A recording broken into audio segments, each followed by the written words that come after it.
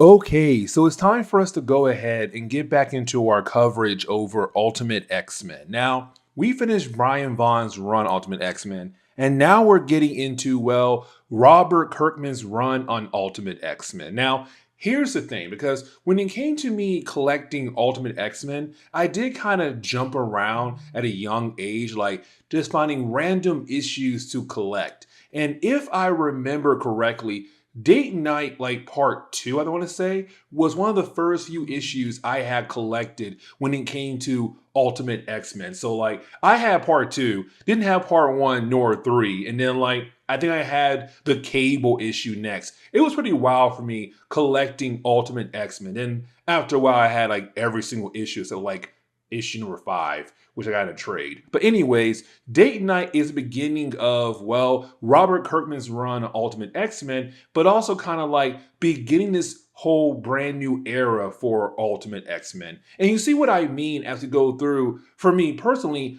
the best time of Ultimate X-Men leading into Apocalypse. And so as we get into the opening pages for the first chapter of the storyline, we do pick up with everyone going out for the night, hence the name Date Night. Like Charles Xavier, the dude has a date for the night. Cyclops, Jean Grey, they got a date tonight. Wolverine and Storm, same thing with them as well too. Kitty Pryde, she's dating Peter Parker around this time in Marvel Comics. So like everyone is going out for the night, right? Except for two people, Bobby Drake and Rogue. Those two are going to stay behind for the night, and we're going to slowly see the two characters get back together again, because let's not forget, at the end of Cry Wolf, you had Rogue leave the X-Men to go be with Gambit, but then he died. But right before he did die, for Rogue, she was then able to absorb his powers. So she's now basically Gambit, but also back with the X-Men. Now, for Colossus and Nightcrawler, they're also going out for the night as well too, but they're heading over to the hospital to pay Dazzler a visit, because in our last video, Dazzler got stabbed by Lady Deathstrike. But anyways though, when it comes for our heroes, they all got plans for the night, hence the name Date Night.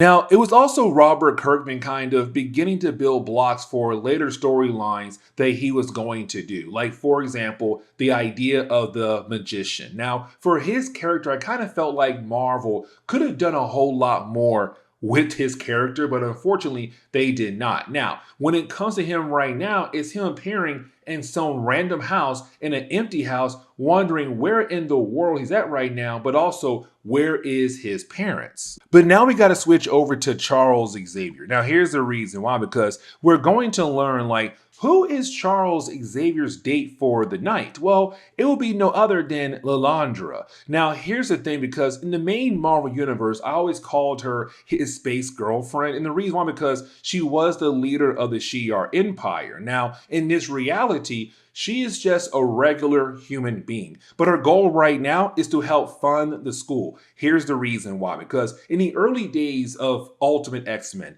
it was the Hellfire Club, right? The Hellfire Club was really helping out the school out in the early days, but the reason why, because they wanted to turn Jean Grey into the Phoenix, where of course they did, but then she killed every single member off. Now, with that happening, you then had Nick Fury step in and say, hey, your school now has the backing of the American government, but also S.H.I.E.L.D. as well. That all ended in our last video, Magnetic North, where you basically had Wolverine say, like, you owe me one because I helped you out with a different kind of mission. And so for Nick Fury, he allowed the, young X-Men team to go, but he also said, like, we are officially done. I am tired of trying to back the school up and everything. And so with that happening, the school no longer has the funding it used to have. And so it's now her saying, listen, my organization wants to help fund the school. Now, I want to go ahead and switch over to Nightcrawler and Colossus. Here's the reason why, because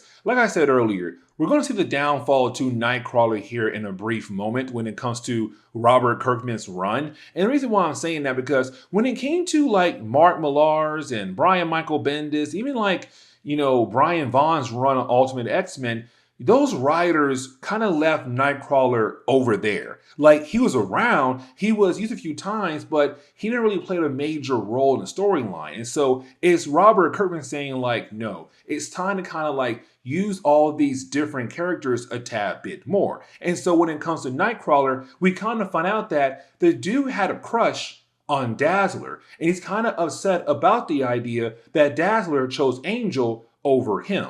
Now, we also learn here that there's a possibility that Nightcrawler does not like Colossus anymore. And the reason why, because Colossus is gay.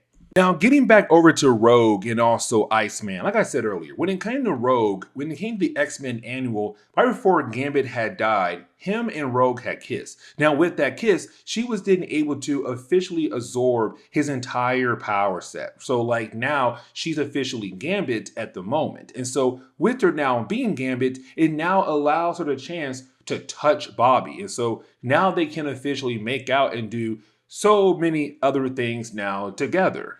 Now, when it comes to Illyandra, we also learn here that, yes, she's still part of the Shi'ar, but not the Shi'ar Empire. In this reality, it's the Church of the Shi'ar. So it's a tad bit different here, right? But again, she still wants to help Charles Xavier out when it comes to the school funding. The question is now is like, okay, how is she going to do that? The storyline is also kind of bringing back a certain character, and that would be Sabretooth. Now, the last time we saw Sabretooth, his head was cut off clean by Wolverine. So now the question is, how in the world is he back right now, standing right in front of Storm and Wolverine? Well, before we kind of explore that, go ahead and switch over to Cyclops and Jean Grey. And the reason why, because we see Jean Grey kind of getting very upset with Cyclops, and the reason why, because she feels like she has to do all the work in the relationship. Like, she wants to be more spontaneous, you know, go out there, make some moves on her. And so it's her saying like, dude, can you at least make one single move on me here? Like, I'm doing all the work. And so it's Cyclops realizing that he can no longer be that scared boy when it comes to their relationship. Now, to kind of close on the first chapter of the storyline, we do switch over to the Magician. Now, when we do, it's really more him kind of just, you know, walking around his random house looking for his parents, and he does find his parents, but they are dead. And the question is now, who had killed off his parents, and why in the world is he here right now at this school? And so as we get into the next chapter, what we're seeing right now is us picking up once again with the Magician character that Robert Kirkman is going to really introduce in like the next 2 or 3 story arcs down the road. But for right now, it's the idea that right now he has no idea what's happening. He finds the dead bodies of his parents, and then out of nowhere, police arrive. But then when he looks up, everything is gone. The police, the parents, the house, everything is gone, and he's now standing in the middle of the field. Now, when we do switch over to Wolverine and Storm, it's the idea that right now they're confronted by Sabretooth. Now, the last time we saw this character was back in the Weapon X storyline. So we were kind of left to believe back then that when it came to Sabretooth, he was officially killed off. That you had Wolverine cut the head off of Sabretooth. To only kind of find out that's not the case at all. That in reality, Sabretooth has somehow, well, survived. And we kind of find out that the way he has survived is because there are a few strings of his body still attached to his head. And those few strings of skin or whatever was able to reattach his head to his body and bring him back to life again. Now, he's also here to have a conversation with Wolverine. The problem is that for Wolverine, he does not believe that Sabretooth is here for a conversation because Wolverine knows how dangerous Sabretooth can actually be. Now, as the battle goes on, you have Sabretooth being able to dodge Wolverine and Storm attack and also get his hands on Storm. But he's kind of like, listen, I won't kill her because I didn't come here to fight against you guys. You attacked me. I only came here to have a conversation with you. But now we had to switch over to Illyandra, who's trying to explain things to Charles Xavier. The idea of the Shi'ar in this reality. Now, again, it's a church. It's a massive organization where they believe everyone should be equal to one another. That includes mutants as well. And so when it comes to her, she's done her research. She knows almost everything about the X-Men and also Charles Xavier. She also tells us here that they have different members in different organizations like SHIELD out there in the world. And so it's her right now saying like, we know what you guys are currently missing. Like, for example, the idea of a new X-Wing. And so it's her trying to buy Charles Xavier in. Now, I want to go ahead and switch over to Colossus and Nightcrawler. And the reason why, because it's Colossus kind of confirming for us what we already know when it comes to Nightcrawler and why he's acting weird around Colossus. The idea that Colossus is, well, gay. And so for Nightcrawler, he's having a hard time adjusting to the idea of his supposed best friend being gay. It's Colossus right now saying like, dude, listen, I don't like you like that. I like you as a friend. But still, for Nightcrawler, it's still somewhat weird. Now, this kind of leads into a very interesting turn when it comes to Sabretooth and Wolverine. The reason why, because you had Sabretooth explain that while he was, being healed up by his healing factor and everything, he began to realize something, that everything he had learned or heard while being part of an X was basically a lie. That all the different files that he had read about Wolverine was a lie. That in reality, there is a connection between the two of them. Like, for example, their healing factors. Or another example, how they both were able to survive the adamantium process. But it's Sabretooth saying there's more to it. He said, listen, when you had escaped the first time, they brought me in. And the reason why, because they realized they could use me to replace you. But you know why they chose me to replace you? It's because I am your son. Now, getting back over to Charles Xavier and also Lilandra, we kind of learn here that for her character, she explains that what their church, who's their God for their church. And she says, we only praise one God. Now, this God will not give us an afterlife, but this God has been around since the birth of this planet. That right there gives a hint of the idea of who she's talking about, because she says, we only praise one God. That one God will be no other than the Phoenix. But as we get into the final chapter of today's storyline, we do see Charles Xavier beginning to question Lilandra, kind of figure out like, what is her end goal? Because she did say that she does praise a God, that God would be the Phoenix. Now, this was also Marvel trying to begin to explain the origin of the Phoenix in the Ultimate Marvel universe. But with that being said, before we see the actual origin, we switch over to Nick Fury. Because with Nick Fury trying to chase down our new mutant, we do learn the name for this character finally. And that would be Elliot Boggs. Now, when it comes to Elliot, like I said earlier, he does disappear the few story arcs, but he does have the ability of reality warping, it seems. And so when it comes to Nick Fury and also SHIELD agents, they're having a hard time trying to capture this kid. Like, he's doing all different types of things, coming it hard for Nick Fury to at least capture him. But getting back over to the origin of the Phoenix, we kind of learn here by Lilandra that the Phoenix was the birth of the universe, that it built the stars, it made the planets, it made the lives on the different planets across the universe. The problem was that the different species across the universe, they began to advance in technology and weapons. And so they got jealous of the Phoenix, went out of their way to basically capture the Phoenix. Now, they were able to do that, right? But the thing was, they put the Phoenix in a special cage. That special cage is no other than Earth. And so over time, Earth was made around the Phoenix. And so, of course, with the Phoenix being there, life began to grow on Earth and evolve on Earth. And so it's kind of Marvel at the time hinting at the idea of the possibility that the Phoenix is responsible for the mutant race being the next step in the evolution of Earth. Now, with all that being said, she's also believing that when it came to the Phoenix, it was told that sooner or later, someone would become the avatar for the Phoenix. And we already know who that is. It would be Jean Grey.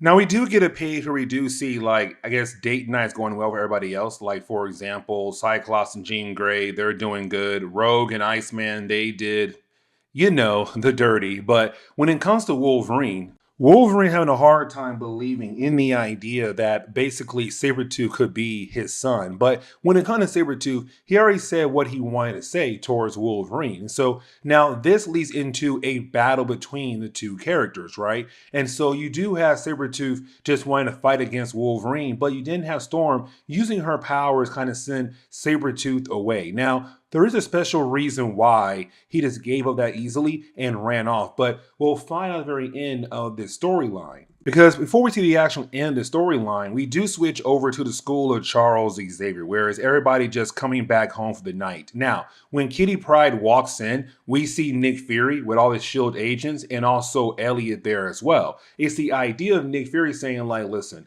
I'm passing Elliot off to you guys. Now, again, when it comes to Nick Fury and the X-Men, they are no longer on good terms thanks to the Magnetic North storyline. But it's the idea the student right now, or this child, this mutant, needs someone to teach him how to control his abilities. Because right now, this young man has the ability to warp reality around him. And that is kind of dangerous to be out in the world without any kind of control. And so you have Charles at first kind of question it, but then you have Charles say, fine, he can stay here. Now, getting into the actual ending of this storyline, you see, when it came to Sabretooth earlier, the reason why he went out of his way to find Wolverine and tell Wolverine, like, hey, I'm your son, is because he wanted to keep Wolverine distracted long enough so that Dr. Cornelius and his people could grab a good sample from Wolverine. Because when it came to Wolverine and Sabretooth fighting against one another, of course,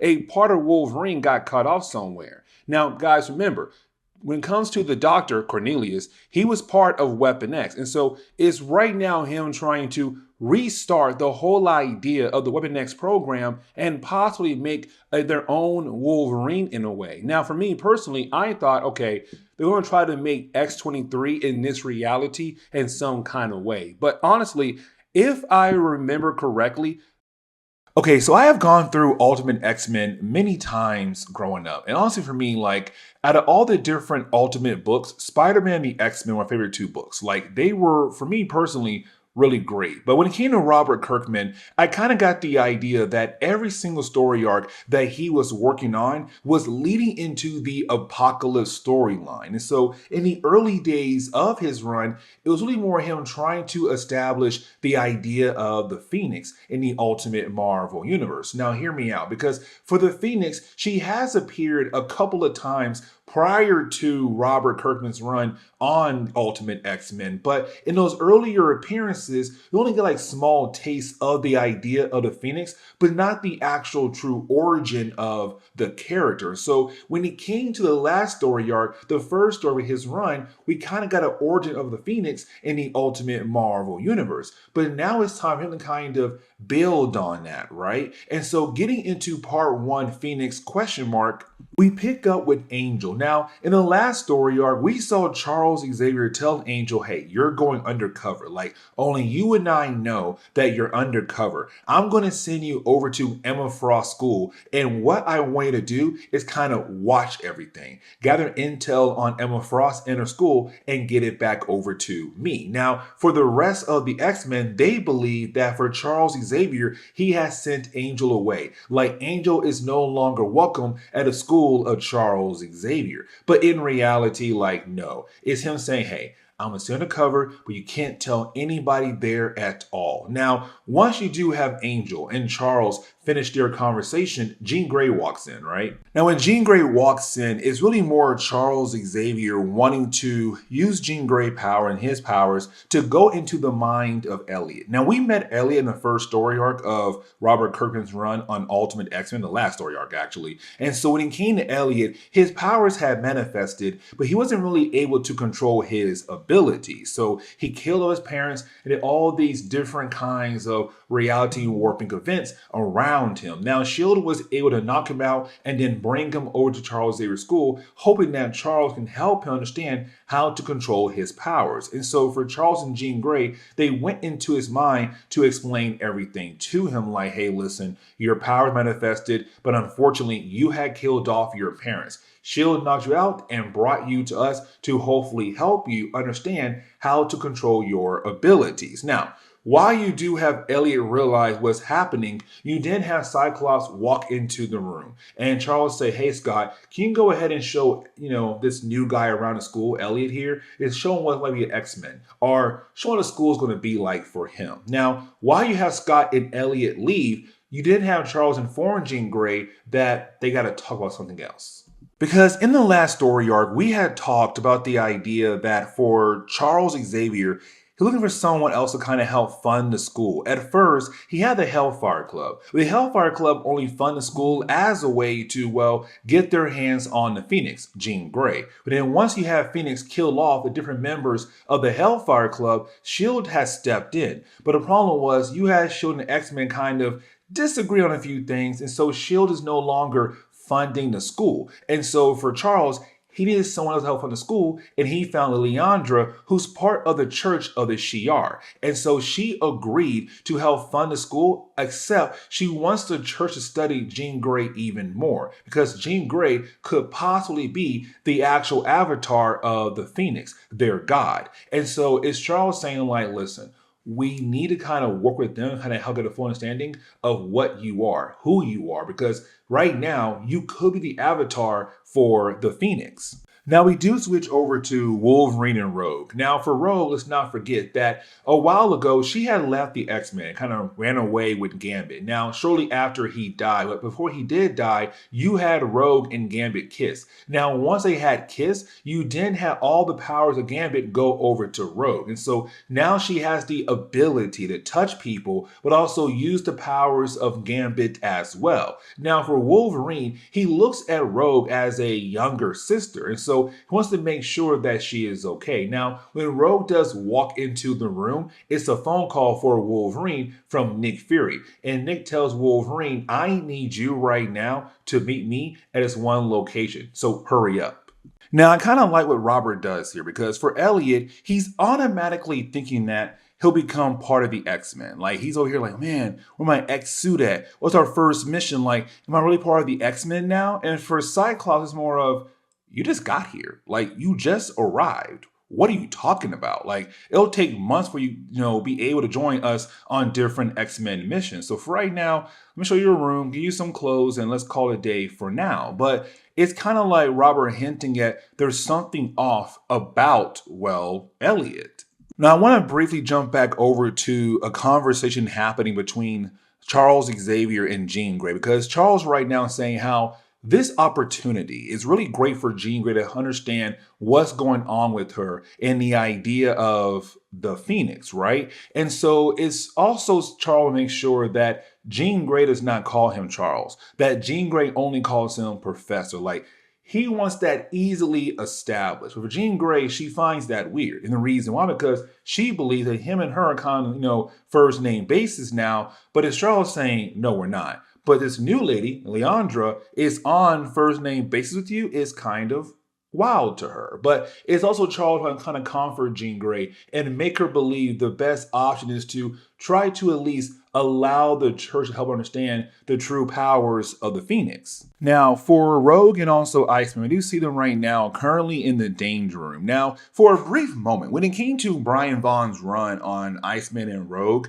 their relationship was just all over the place. They would date, they would break up. He'll then date Kitty Pryde, she'll then date Gambit, then Gambit dies, she comes back home, and then Iceman dumps Kitty for Rogue. It was all over the place. And around this time, Kitty Pryde had moved on to Spider-Man. So for Robert Kirkman, for me personally, was him trying to really establish Iceman and Rogue are a couple. Now, it's also kind of felt like because what was happening over in the X-Men movies as well. Because in the X-Men movies, Rogue was with Iceman for the first trilogy, right? And so it kind of felt like they wanted that synergy in some kind of way. But when it comes to Rogue and Iceman, they kind of show off in the Danger Room, but really more her showing that with the powers of Gambit, she's really great with her powers. She now knows how to protect herself and other people like Storm.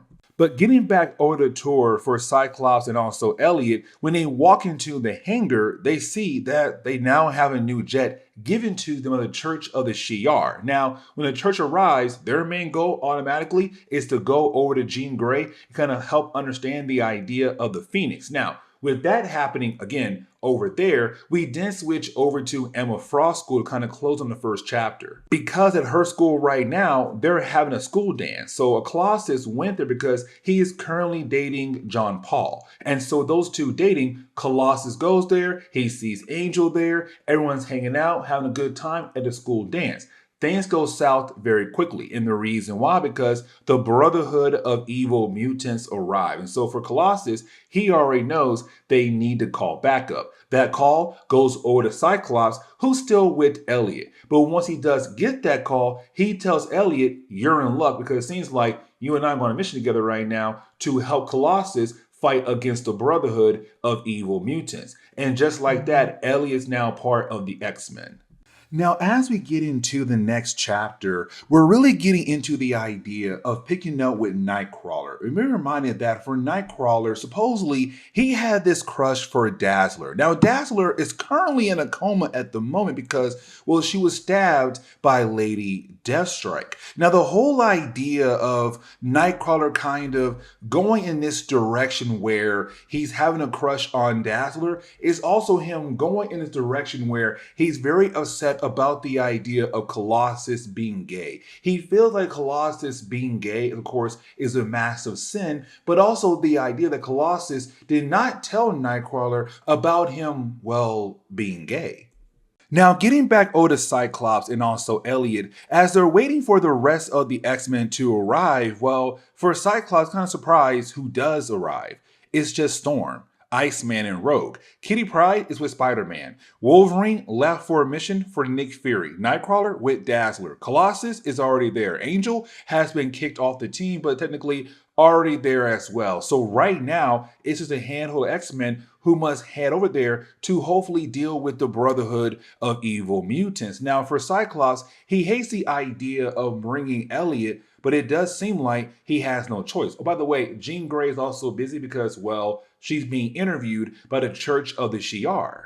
And speaking of the interview going on for Jean Grey with the Church of the Shi'ar, Jean Grey is on guard. And technically, she should be on guard because we have learned in the last video that the Church of the Shi'ar does have some connections to the Hellfire Club. Now, the Hellfire Club did break away from the church and kind of went their own direction, but still, there is that connection. And so for her, she's kind of wondering, what is the actual goal for the Church of the Shi'ar Empire? They're trying to bring utopia, but let's not forget, the Hellfire Club wanted to bring destruction. Now, for Leandra, she does tell Jean Grey that most likely on the 20th birthday of Jean Grey, she'll become the Phoenix full force and use the powers of the Phoenix to bring utopia across the entire universe. Now, they do get a small blood sample from Jean Grey. For a brief moment, we do shift back over to, well, the X-Men heading over to Emma Frost's school. Now, this again is Robert Kirkman kind of showing us a small sample of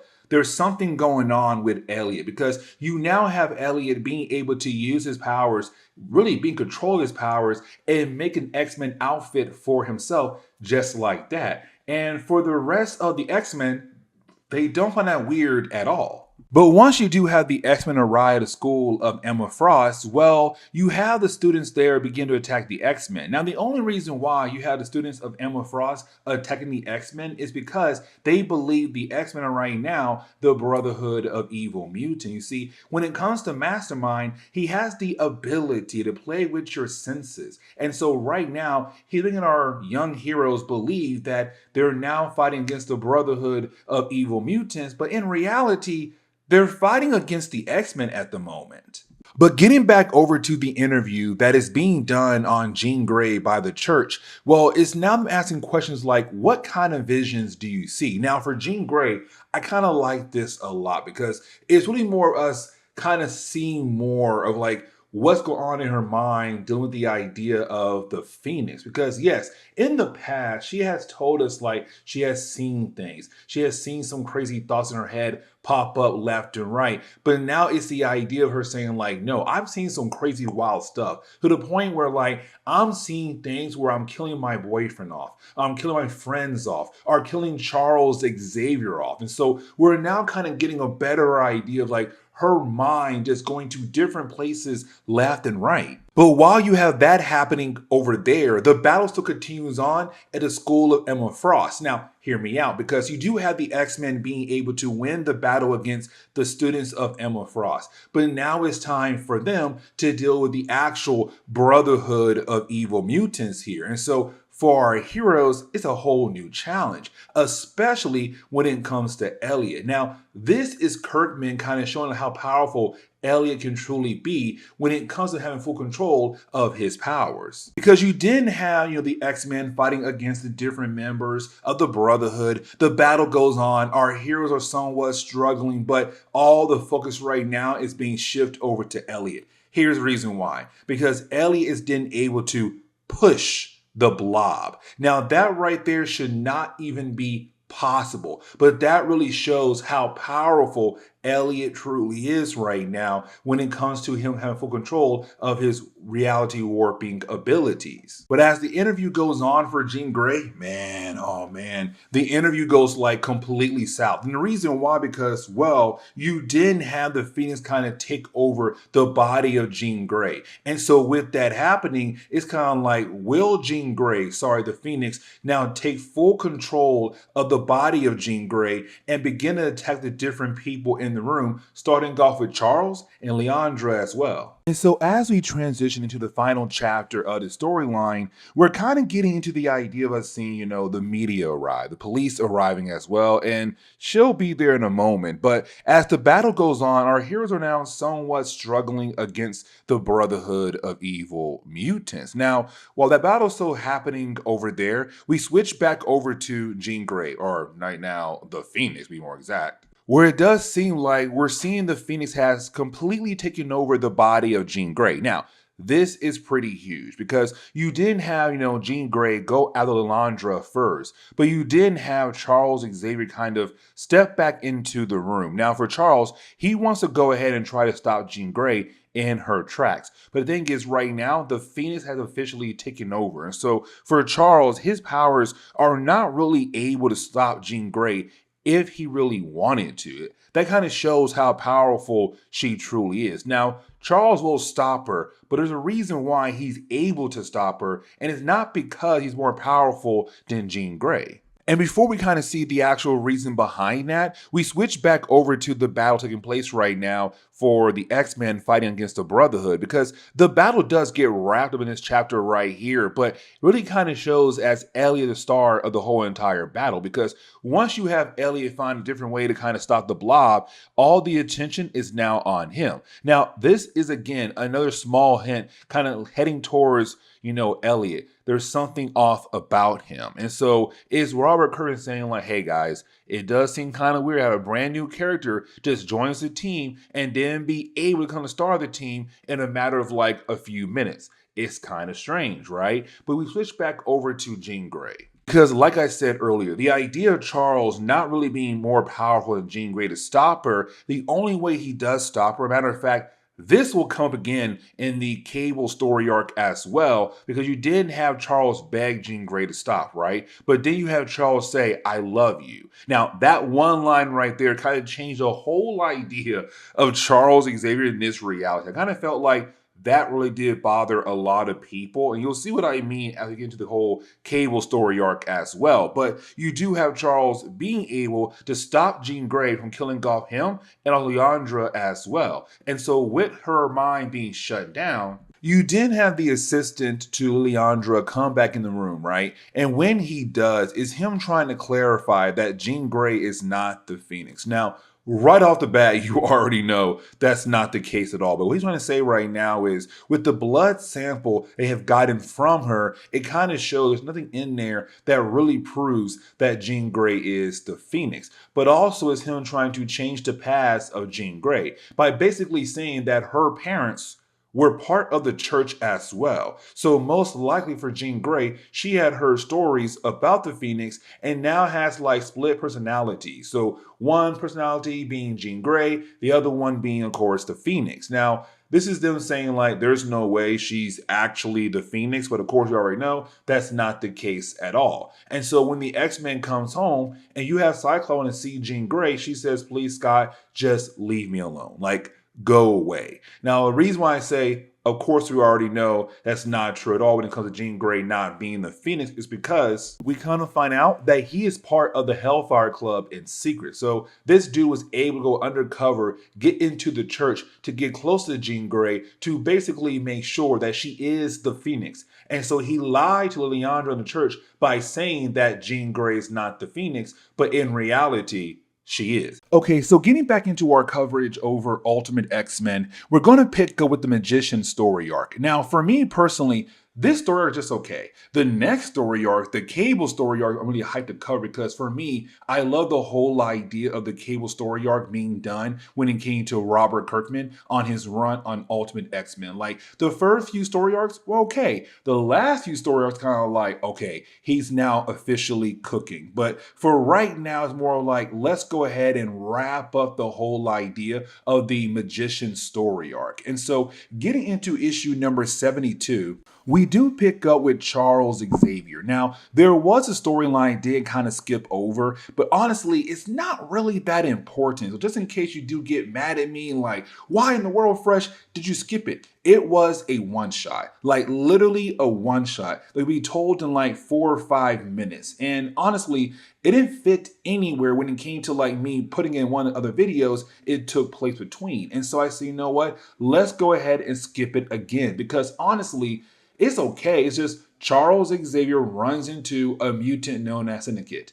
And that's really it. And so we see him right now kind of making sure that Syndicate is being taken care of. But also for Syndicate, it's kind of like one of those secret mutants out there doing different things for Charles Xavier in the background. And that's really it for now. But we do see Charles get another phone call, but this time by Kitty Pryde's mother. Now, honestly, it's only one page here, but the reason why I'm bringing this up right now, because when it came to Kitty Pryde, let's not forget, when it came to Mark Millar's run, he basically had Kitty Pryde's mom tell Charles Xavier, "I don't want my daughter doing anything dangerous at all." Now, of course, right after that, girl got put in the ringer with all the different things that the X-Men team has gone through in this series. And so it's her right making sure that her daughter is okay, but also she heard that her daughter does have a new boyfriend. Of course, that would be Spider-Man around this time in the Ultimate Marvel universe. Now for Charles, he does promise her that her new boyfriend is okay.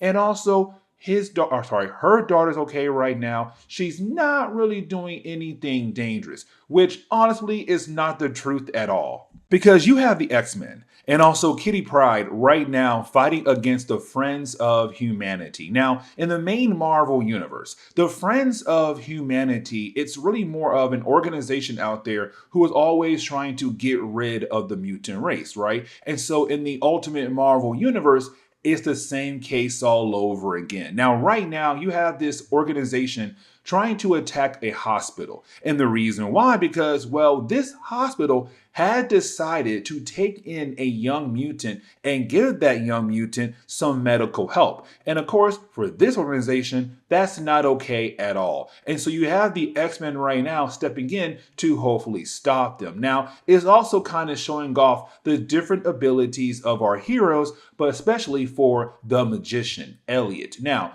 I'll kind of dive a tad bit more in his character for the later parts in this video, just in case anybody forgot who he was. But when it comes to Elliot, better known as the magician, he has reality warping ability. So right now with the X-Men, they do have the edge over this organization. Now, things do kind of go south very quickly. And the reason why, because one of the members of this organization is technically a mutant. but it supposedly had no idea that he was a mutant, but he does kind of like go in this Hulk-like form and begin to go on a rampage. But I want to go ahead and switch over to Nightcrawler. And the reason why, because for Nightcrawler, we have to remember that he began to get this crush on Dazzler. Now, for Dazzler, she was stabbed in the earlier storyline by Lady Deathstrike. And so she has been in a coma, but now she's officially waking up from her coma. And so the first person she does see is Nightcrawler, but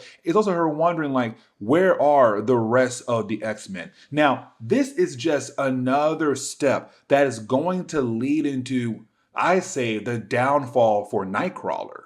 We're also kind of given another reminder of Jean Grey. And the reason why, because for the last story arcs, really last few story arcs of Ultimate X-Men, we have saw like small glimpses of Jean Grey turning into the Phoenix. In the last video, we had learned about the actual origin of the Phoenix in the Ultimate Marvel Universe, but it's also the idea that by this point, we can say Jean Grey is officially the avatar of the Phoenix. Now again, we have seen small episodes of Jean Grey turning into the Phoenix, like our last video, and so for Charles Xavier, he was barely able to stop her, and so for right now, he's kind of keeping Jean Grey away from the rest of the X-Men to kind of make sure that she can be safe around the rest of the X-Men. And for Jean Grey, she kind of hates that, but we also kind of see her talking to these goblin-like illusions that are all around her at the moment. But I want to go ahead and switch over to Robert Kirkman's new character, the Magician, because by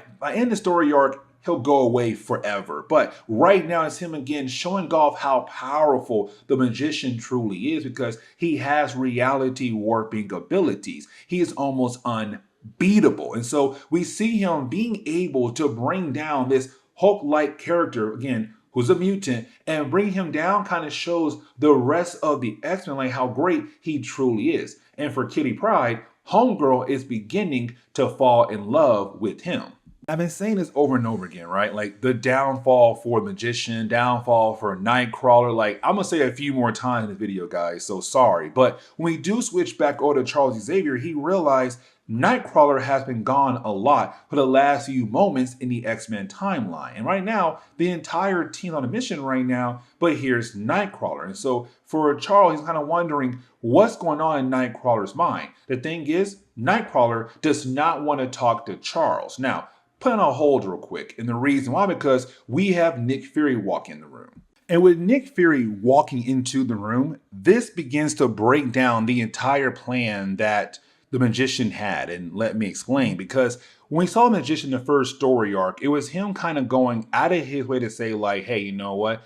I'll create illusions around me where I'm fighting against Nick Fury and S.H.I.E.L.D. And you have S.H.I.E.L.D. being able to capture him and then bring him over to the school of Charles Xavier. Now, once that happened, it was Nick in his illusion saying like, hey, Charles, this guy right here is a young mutant who cannot control his abilities. Can you help him? And Charles said yes. Some time passed by, and here's Nick right now saying like, hey, Charles, I want your new kid on my team, the Ultimates. Now, for Charles, he's kind of confused. Like, what do you mean? You gave him over to me to help him. You just can't walk in and say, you know what? Now on the Ultimates. But for Nick, he has no idea what Charles is saying, because he's like, dude, I never heard or saw this kid until last week on the news. So I have no idea who in the world are you talking about, because there's no way I walked in here and gave that kid with that kind of power over to you. And so for Charles kind of wondering, what has been going on? But things get even crazier, because Nick also says, by the way, I had already talked to his parents. They're okay with him joining the Ultimates. But for Charles, kind of like, wait, when you did come here, supposedly, you also told me that his parents were dead. And so now it's them realizing that there's a possibility the X-Men have been played by the Magician. And so this leads into the second chapter of this storyline, where now we're seeing really more of the X-Men heading back home out of their mission fighting against the Friends of Humanity. Now, on their way home, Charles does call up Cyclops, because by this point, Nick and Charles already know there's something going on when it comes to Elliot, aka the Magician. But back at the school of Charles Xavier, it's Charles and Nick kind of being like, okay, so we can officially say that we got played, right? Like, we can sit down and officially say that most likely what happened was he had used his powers to make illusions, but also alter our minds to allow him into school and then also become a member of the X-Men. Because again, in the last story arc, it was Elliot getting a tour from Cyclops. And then out of nowhere, you had Elliot go on the first mission in a matter of like hours. And then being able to bring down the different members of the Brotherhood just like that. So it's Charles now kind of wondering, his powers are also playing with the minds of different members of the school. I truly do love this one page right here. And the reason why, because it's like Jean Grey becoming very comfortable with the idea of the powers of the Phoenix. And when it comes to Robert Kirkman's run, I can say for my own self, I love what he did with Jean Grey and the Phoenix. Unfortunately, he was kicked off the book right after like the Apocalypse story arc. But once we do switch over to the X-Men, when they do arrive back at the school, it's Charles and Nick just straight up calling out Elliot saying, we know about you. We know that you have been playing us. We know that you've been using your powers with our minds left and right here. We know everything that is truly going on with you. Now, of course, you didn't have the different members of the X-Men right now begin to attack Elliot. Now, for Elliot, it's him right now trying to use his powers to just evade all these different attacks, but also he wants to explain himself. But you know how it goes in Marvel Comics. The heroes are to sit down and talk. They have to fight first and talk later. But I want to go ahead and switch over to Dazzler, which honestly, I have no idea why I said that, because when we do switch over to Dazzler, it's the staff at the hospital right now realizing Dazzler is gone, that somebody has taken her. And of course, I get the idea that it has to be, well, Nightcrawler, right? But getting back over to school of Charles Xavier, we're now getting into like the ending of this chapter. And for me, it's a beautiful ending because you have the magician right now just being able to take on every single member of the X-Men. But then at the very end, it seems like they're basically helpless, that this man's going to win. Even though he's also still trying to explain himself, you have Jean Grey walk in.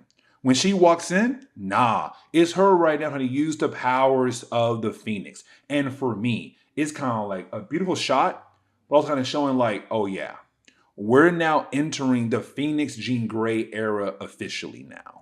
And so getting into the final chapter of today's video, it's really more of us just seeing, Jean Grey versus the magician. And I love this battle because it doesn't really show Jean Grey just automatically winning, because even though she has the powers of the Phoenix, she's not full control of the power of the Phoenix just yet. But also, the magician is a reality warping being as well. So it's kind of like, hey, they're toe-to-toe, but also like the magician knows how to distract her long enough. Now, she also frees Wolverine. And with the idea of Wolverine being free, it does kind of give her that edge. But we also see him kind of use some illusion, creating like the Brotherhood of Evil Mutant illusions. But I love the idea of this battle. Now, for me, there is one part I don't like.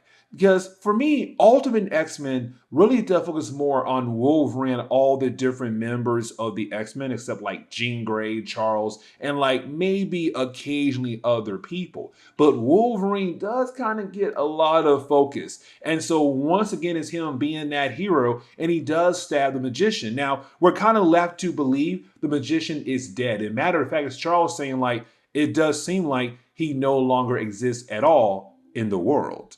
Now, the next following day, he's then confronted by Kitty Pryde. Now, with him being confronted by Kitty Pryde, it's really more of him kind of saying he's not still in full control of his powers. And that part right there, it's really important. And the reason why I'm saying that, because it's him kind of realizing that his powers kind of did things for him and try to give things that he wanted or possibly needed. And so sometimes he was in control, but other times it wasn't him. It was his powers doing different things for him. And so it's him saying like, I'm happy my parents aren't dead. I'm happy with the idea of at least joining the X-Men. But I want to let you know, like, I didn't go out of my way completely to do this. My power is still out of control. But once I kind of realized my plan was falling apart, I knew the next part of my plan was to make you guys believe I no longer exist. Because I knew that even if I just disappeared, Charles will try his best with all his resources to hopefully find me. And so it's him telling Kitty Pryde, you guys will never find me. And I'll make sure it stays like that. And he disappears. But he also makes sure that she forgets they had this conversation. Now we're also given another page here where it's only more Wolverine reminding us that he hadn't given the ring that belonged to him or his wife. And the thing is, he still has no idea who his wife is. But Sabretooth's outside the school, and we're still kind of wondering, is there a possibility Sabretooth could be the son of Wolverine, or there's someone else out there who could be Wolverine's son? Now, for Nightcrawler, again, we're kind of getting closer and closer to the downfall to Nightcrawler. Matter of fact, the annual #2 for Ultimate X-Men really does show the downfall for Nightcrawler, because it's him right now kind of just leaving the school completely, right? But it's also him expressing his anger towards Colossus. Now, his anger towards Colossus is really more the idea of like, you're gay, and how wrong that is in Nightcrawler's mind, and also his religion. But the story does kind of end on the note where we really do see, Charles Xavier having another date with Leandra. And the date kind of goes where it's more him explaining that he has been studying the religion of the Shi'ar, but it's the two of them getting very close. And the book does kind of hint at the note where the two of them might go have some fun alone. But with that, okay, so it's time for us to go ahead and get back into our coverage over Ultimate X-Men. But here's the thing, because we're going to cover the annual today's video. And the annual really does focus more on Nightcrawler. And really, I've been kind of hinting at this since our last few videos, ever since Robert Kirkman had officially taken over the X-Men title. And so with him kind of being the person in charge of Ultimate X-Men, it's also him kind of writing, not kind of, it's him writing this annual. And again, it's the downfall of Nightcrawler. And you see what I mean as we go through today's storyline, because as we get into the opening pages of the storyline, we really do pick up in the past. Now, we saw back in Volume 2 when it came to Mark Millar's run on Ultimate X-Men that Weapon X had a few mutants under their control.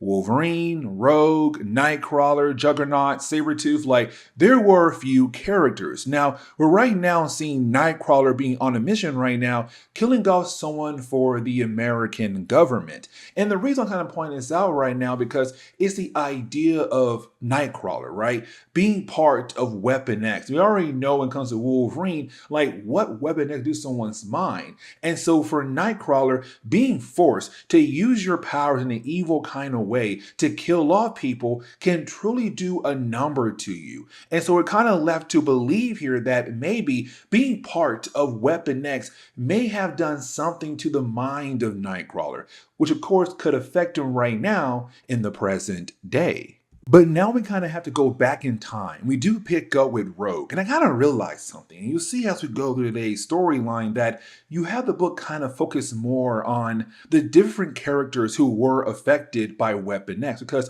for Rogue, again, she was part of Weapon X as well. But for Rogue, she had left the X-Men right after the Cry Wolf storyline. She left with Gambit. Now, he died literally moments after, but while he was dying, they kissed. And so while they were kissing, she had begun the process of absorbing his powers. Now, it was a major change for her character. And the reason why, because her power didn't cancel out and she was the new Gambit. And honestly, that's why I kind of like Ultimate X-Men, because it did kind of bring some new ideas to the X-Men title. Because again, the idea of Rogue no longer being Rogue, that now she had the ability to be somebody else. She now had the ability to be with Bobby Drake, her boyfriend at the time. And so it's her kind of realizing that those powers are now slowly slipping away. And for Charles, he kind of feels like her time is coming up very soon. That sooner or later, she'll no longer be the new Gambit. She'll now go back to being, just good old Rogue. Now, this does kind of transition into like the idea we saw in the earlier story arc. What's the last video where Daz was in a coma for being stabbed by Lady Deathstrike, right? Now, when she woke up, the first person she saw was Nightcrawler. The scene kind of ended at that note right there, right? But now we're kind of seeing what happened exactly after, where you had Nightcrawler kind of go out of his way to grab her and teleport it away. So just like that, we now officially know that Nightcrawler had kidnapped Dazzler. Now, we kind of saw in an earlier story arc that he had admitted that he had feelings for her, that he liked her and wanted to be with her. And this leads into us seeing that mental state of Nightcrawler, because now we're seeing it's really more of Nightcrawler, well, not mentally well, but also he's lying to Dazzler. Because when it comes to Dazzler, she wakes up right now in a cave, and it's Nightcrawler telling her, like, the X-Men has been attacked. We're all in hiding right now at the moment right now, and waiting for Charles Xavier to contact me and let me know when it's all clear to come out from hiding. And now we already know that's not the actual truth. That is Nightcrawler right now trying to keep Dazzler all to, well, himself. Now, the next person to be interviewed is Wolverine, but this right here does take place in the present day. And so, again, like I said, all the different characters truly being focused on right now were all affected by Weapon X. And so, when it comes to Wolverine, I feel like it's Charles asking Wolverine about the idea of killing Magician. Because for Wolverine and the rest of the X-Men, they truly do believe that with Wolverine stabbing Magician, it may have like killed him or his power out of control to the point where he no longer exists. Now, we already know that's not the case. For Magician, he made sure they believe that he's officially gone and out of their lives, as a way to say hidden from them. And so when it comes to Wolverine, it's him saying like, he's not okay with killing, but he knows that sometimes you have no choice. You have to cross that line to kill somebody to protect the ones that you care so much for. But at the same time, it kind of feels like those people out there have been killed by him, things could have came out differently if they had just talked and listened to one another.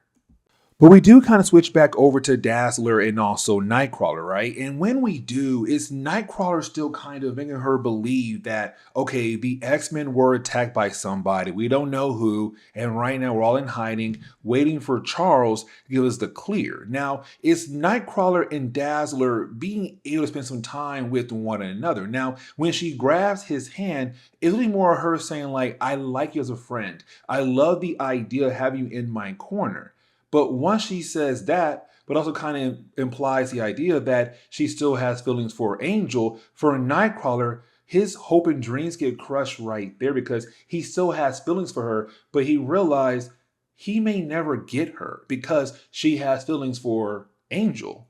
Now, for Charles Xavier, he has been informed about the idea of Dazzler missing. And so with Dazzler missing, it's him talking to the entire X-Men team except for Nightcrawler. Because with Nightcrawler, he has been gathering things and bringing things back over to Dazzler. And so when he walks by the briefing, he's kind of like, hey, what's going on? Like, why is everyone right now in this meeting? And they informed him like, hey, Dazzler is missing. Now, right off the bat, Charles, Wolverine, they know that something is going on when it comes to Nightcrawler, but he's trying his best to, play it off.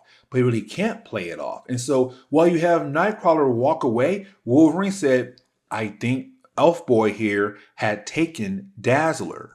And so you didn't have the X-Men being able to follow Nightcrawler over to his hideout. You have Kitty Pryde go in, grab Dazzler. The problem is that you have Dazzler talk as Kitty Pryde takes her away. And so for Nightcrawler, he knows, one, that Dazzler is gone, and two, he knows the X-Men right now involved. And so this leads into a big battle.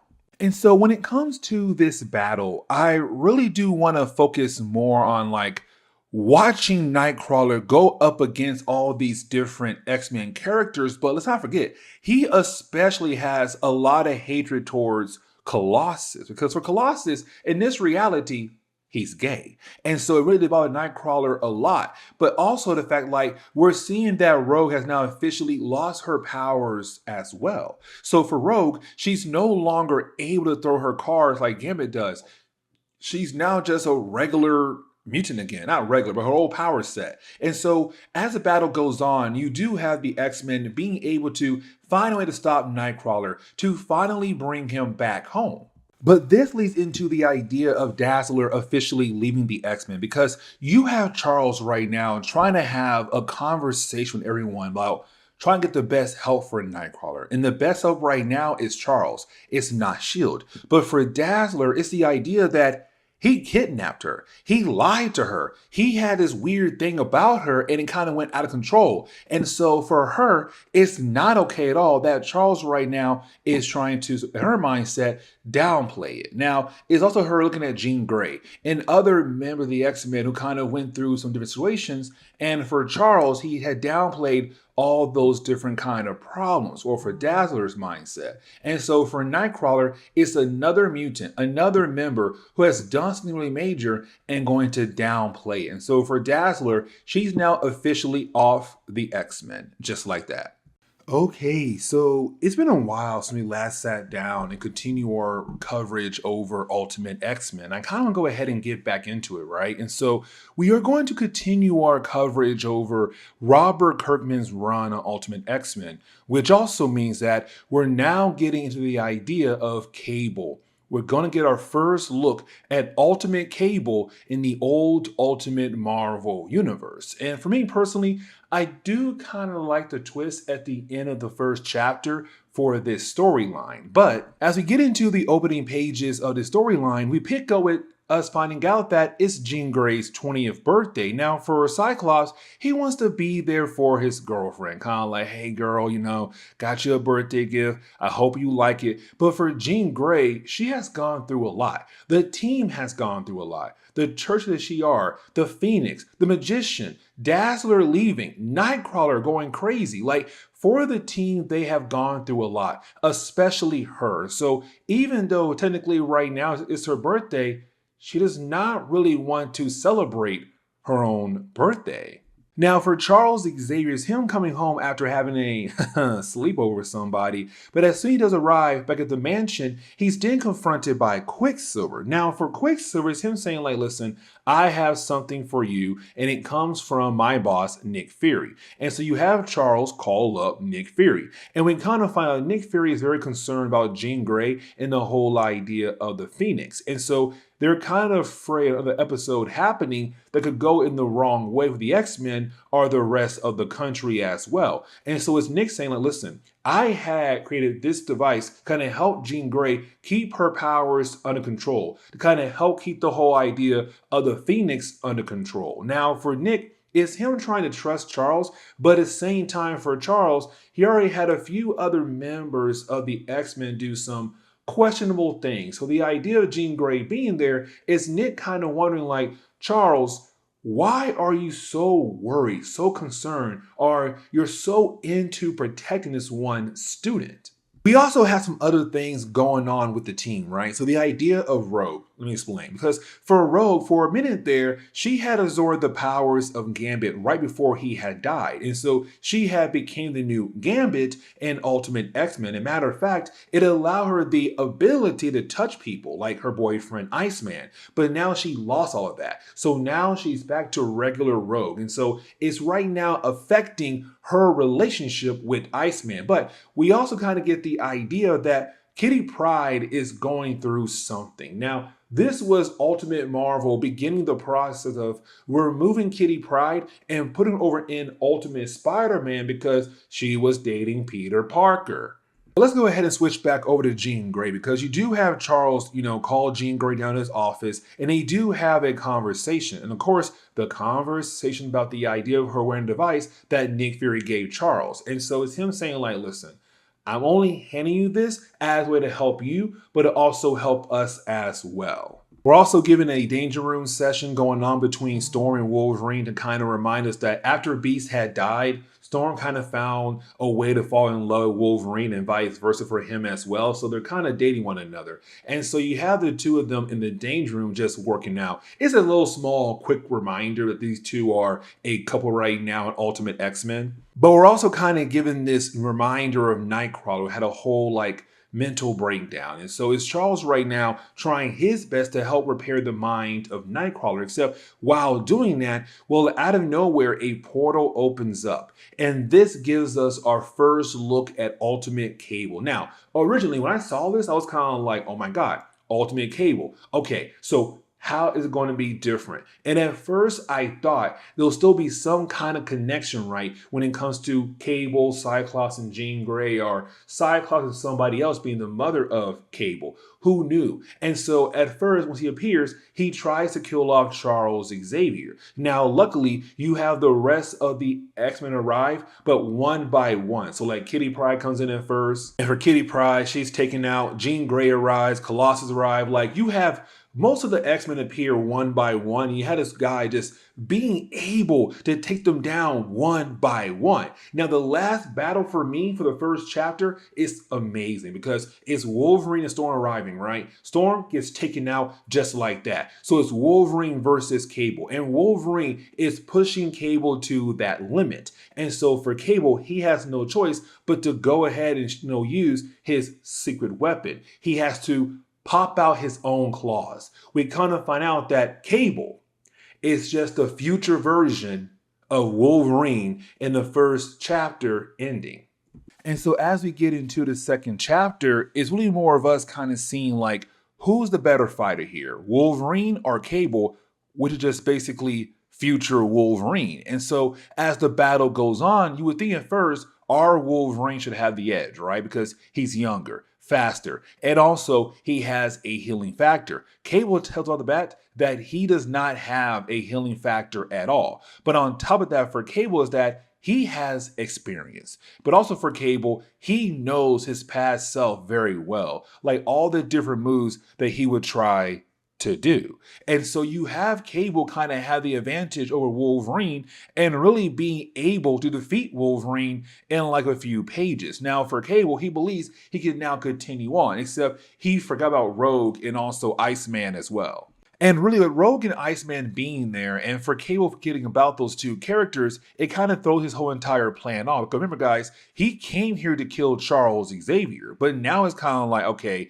now with Iceman and Rogue being there, it allows the rest of the X-Men to kind of get back up and work together to hopefully bring him down. And so for Cable, he now has to go to Plan B. Plan B does not really involve Charles Xavier. It involves grabbing someone else, and that would be Jean Grey. And so you have Cable grab Jean Grey, open the portal, and just disappear. So for the X-Men kind of wondering, where in the world did Cable take Jean Grey possibly to? Now, once you do have the X-Men try to recover, we do kind of focus on Kitty Pryde. And like I said earlier, this kind of began the process of the idea of Kitty Pryde leaving the X-Men and going over to Ultimate Spider-Man comics because, well, she was dating Peter Parker. And so we see Kitty Pryde explain how much she kind of hates the school. She only came here to learn how to control her abilities, but now things have changed rapidly. Like every week, something is just popping off at the school. Now, for me personally, I'm kind of like, well, wait, Kitty Pryde, because in the earlier runs by Mark Miller and also Brian Vaughn, you were also trying to get involved in different missions, but it's her saying like, I have a change of heart, a change of mind. So it does seem like she might leave. And so you also have Cyclops and Charles Xavier trying their best to think of a game plan on how in the world they're going to find Cable and at least try to stop Cable. And so while the two guys make that plan up, let's go ahead and shift back over to Wolverine because this brings in another character. Because for Wolverine, his main goal right now is just find some different clues that could help them figure out where Cable had taken Jean Grey to. Except while trying to do that, another portal opens up. But this time, it's not Cable. It's Ultimate Bishop. You're like, okay, cool. We're getting everybody all at once now. Cool. Okay, all right. And so you have Wolverine knock out Ultimate Bishop in a matter of a few seconds there. And so with Bishop being here, we kind of learn very quickly that his main goal was not to really help Cable, but to stop Cable. And so for Bishop now realizing that Cable has gotten away, but it's also Bishop trying to warn the X-Men like, listen, things get a whole lot harder for you now because if Cable did win, he did at least grab someone who works for you guys. that means his plans right now are going in the right direction for him, which also means things get a whole lot harder for you and I both. Now, when it comes to Cable, he has Jean Grey, right? But it's Cable saying, like, listen, Jean Grey, I'm not really worried about the X-Men. Like, I feel like I can technically handle them. And so it's him trying to tell her, like, he didn't come back alone. Homeboy brought a team with him. He brought Ultimate Six Pack with him. So you have Cable, Domino, Grizzly, Hammer, and also Kane. They're all here together right now. His six pack. And he feels like he has the chance to stop the X-Men and complete the goal that he is trying to, well, complete. Now, I have to say something.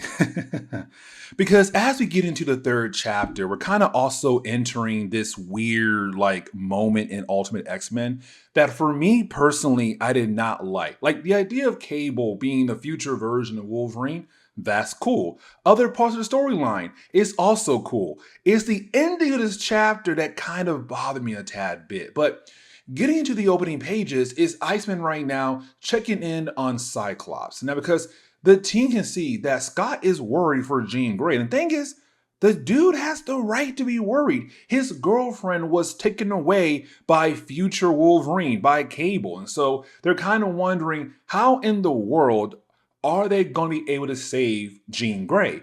But it's also like Bobby kind of wanting someone to talk to, because for him and Rogue, they had the ability to touch one another. And then it was taken away just like that. And so it's Bobby right now freaking out, because for him, it's like, I no longer have the ability to hug my girlfriend, kiss my girlfriend, hold hands with my girlfriend. It is now completely gone. And so with all that being said, it's the two guys kind of coming together, but also Cyclops kind of realizing that his team needs him at the moment. Now, we do see a small conversation happen between Storm and also Charles Xavier. And this conversation is really more Storm kind of confirming for us the possibility of Kitty Pryde leaving the X-Men and going over to Ultimate Spider-Man comics. And really, it's Charles saying like, yeah, I already knew. Like, I've been watching over you guys, listening in. Like, I kind of realized that she's literally already 1 foot out the door, which means sooner or later, she's going to leave, which honestly, she does leave pretty soon when it came to Ultimate X-Men. But it's now time for the meeting where you have Bishop being able to build a game plan to find Cable and to hopefully bring Cable down. And so you have Bishop say like, hey, you know what? I'm going to take Wolverine, Storm, Colossus, Rogue, and Iceman. You guys are coming with me. Cyclops, you can't go. Now, for Bishop, it's more of like Cyclops. We need, for two reasons why you can't go. First reason why, we need somebody to watch over Charles. Because again, Cable's main mission was to kill off Charles Xavier. And the reason why, because he believes that it's Charles' fault for what happens in their future. Because for Cable, he had put different things together and all leads back over to Charles Xavier. Like, he's the reason why their future is so dark and everything. But it's also him saying like, your emotions right now out of control. Like, I cannot rely on you out there in the field. So I need you here with a calmer mind, but to also protect Charles Xavier. And so you have the team head over to where Cable is hiding out at, which by the way is an old Weapon X facility where Rogue does kind of remember. Wolverine doesn't, but he heard stories about this place. But as soon as they arrive, oh my God, Rogue arm gets blown off. Now you have Wolverine kind of hand over his healing factor, but it's like, will she be able to survive before, you know, her arm grows back? Like, will she die before that? Who knows? And so you have Bishop open the portal and send Rogue back into the school in the infirmary so that, you know, Charles, Cyclops, and Kitty Pryde can take care of her and stuff like that. But for the rest of the X-Men right now with Bishop, they have to fight against a six-pack. It's Domino, it's Grizzly, it's Hammer, it's Kane, and they're all kind of giving our heroes an actual challenge here at the moment. But while you do have battle going on for Cable, he kind of feels like the battle is not going to end the way that he's kind of hoping it would. So it's him saying like, okay, you know what? I might have to go ahead and go to the next part of my plan. And so he walks and took on Jean Grey. Now, this part right here kind of confirms that possibly, just possibly, that Cable is the original future timeline for the Ultimate Marvel universe. The reason why I say that, but you'll see why as we go through the Ultimate Marvel X-Men comics, going into Ultimatum. But when it comes to Cable, when he does check in on Jean Grey, asks her one question, like, do you see the goblins when you use your powers? She does not answer the question, but the way she looks at him kind of tells him that's an automatic yes. And so it kind of shows that he does know things about Jean Grey. But let's go ahead and get into the weird ending that I do not like for this chapter, because for Charles Xavier at first, it does seem kind of normal. Like, he is so worried about his students, Rogue, Cyclops, Kitty Pryde. So he's like, you know what? Enough's enough. If this man wants me dead, there's no way I'm going to put my students on the line to protect me. So he's kind of saying, you know what? Let's go ahead, get the jet, and head out there now, and let's stop this madman. Now, for Cyclops, he's kind of like, no, you know what, Charles? Bishop is right. Let's stay here. You're protected. I'm here as well. Like, let's make sure we don't do anything crazy. The problem is that you have Charles just snap to explain why he wants to save Jean Grey so bad. By the end of this chapter, this man says, because I'm in love with Jean Grey.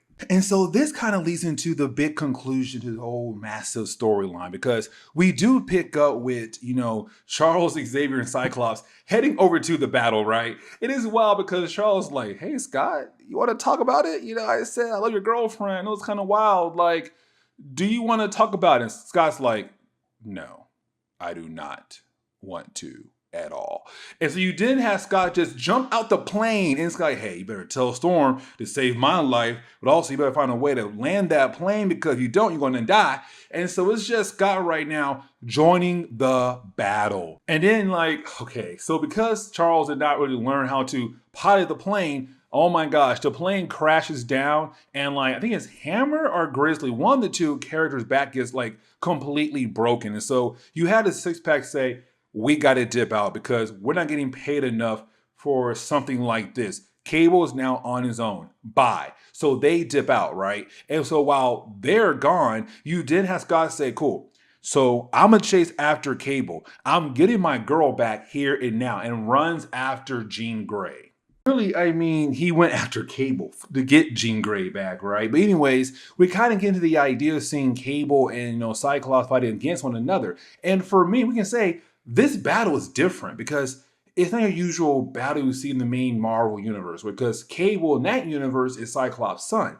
This is future Wolverine, who's on a mission to kill off Charles Xavier, but also kidnap Jean Grey. So it's a bit different. It's still Wolverine versus Cyclops, but there's so many different other factors now added into it. But you do kind of have battle in the bad way, because you have Charles Xavier get involved. And once you have Cable realize that Charles is there, cool. He hits a button. The place going to blow up. But you have Charles, at the very last second, push Cyclops out of the building to save his life. And so with him doing that, the book ends on the note where everyone realized that Charles Xavier is dead.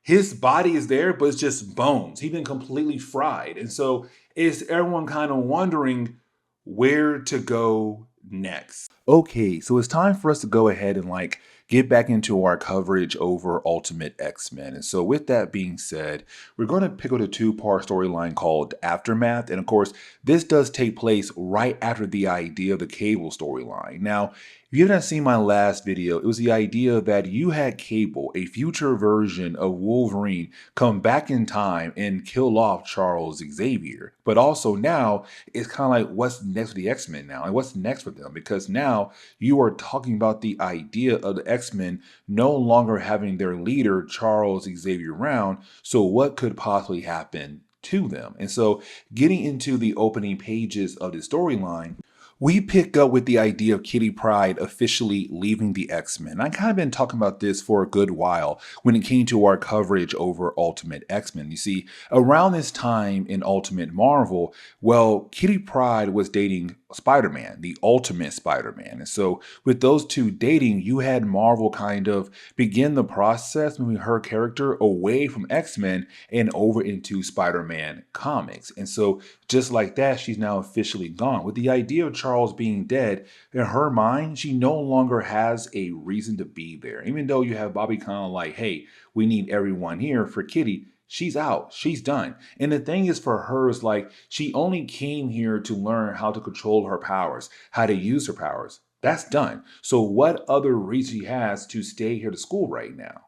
But I want to go ahead and switch over to Nick Fury and also the general and the president of America. And the reason why, because you have these two kind of talking about the idea of, well, will the mutant race try to rise up as a way to honor Charles Xavier? Because to the general, he truly did believe that it was Charles right now controlling the minds of all the mutants across the world and kind of keeping them at bay. Now, of course, Nick says that's not true at all, but it's the possibility now with Charles' death, what's going to happen to the mutant race? Will it be some kind of like war out of his legacy between mutants and humans? And Nick says we should not be worried at all right now. We do know one thing for sure, that Charles was killed off by another mutant. But I want to go ahead and also switch over to Wolverine, because Wolverine a while ago, before even Kirkman took over, you had Sabretooth kind of play with the idea of the possibility that he is the son of Wolverine. But on top of that is him also saying like, Wolverine, go find your wife. When you find her, you're going to find the answers that you have been looking for. And then he leaves just like that. And so as we do switch over to Cyclops and Jean Grey, this is really more of Cyclops trying to get ready for the funeral. Now, for Jean Grey, a lot has been going on with her character. The idea of the Phoenix, the idea of like Charles dying and being kidnapped and being the main reason why Charles was killed off, because trying to protect Cyclops and also Jean Grey. But it's her having a hard time believing that he's officially gone. And for Jean Grey, Charles is kind of like a father figure to her.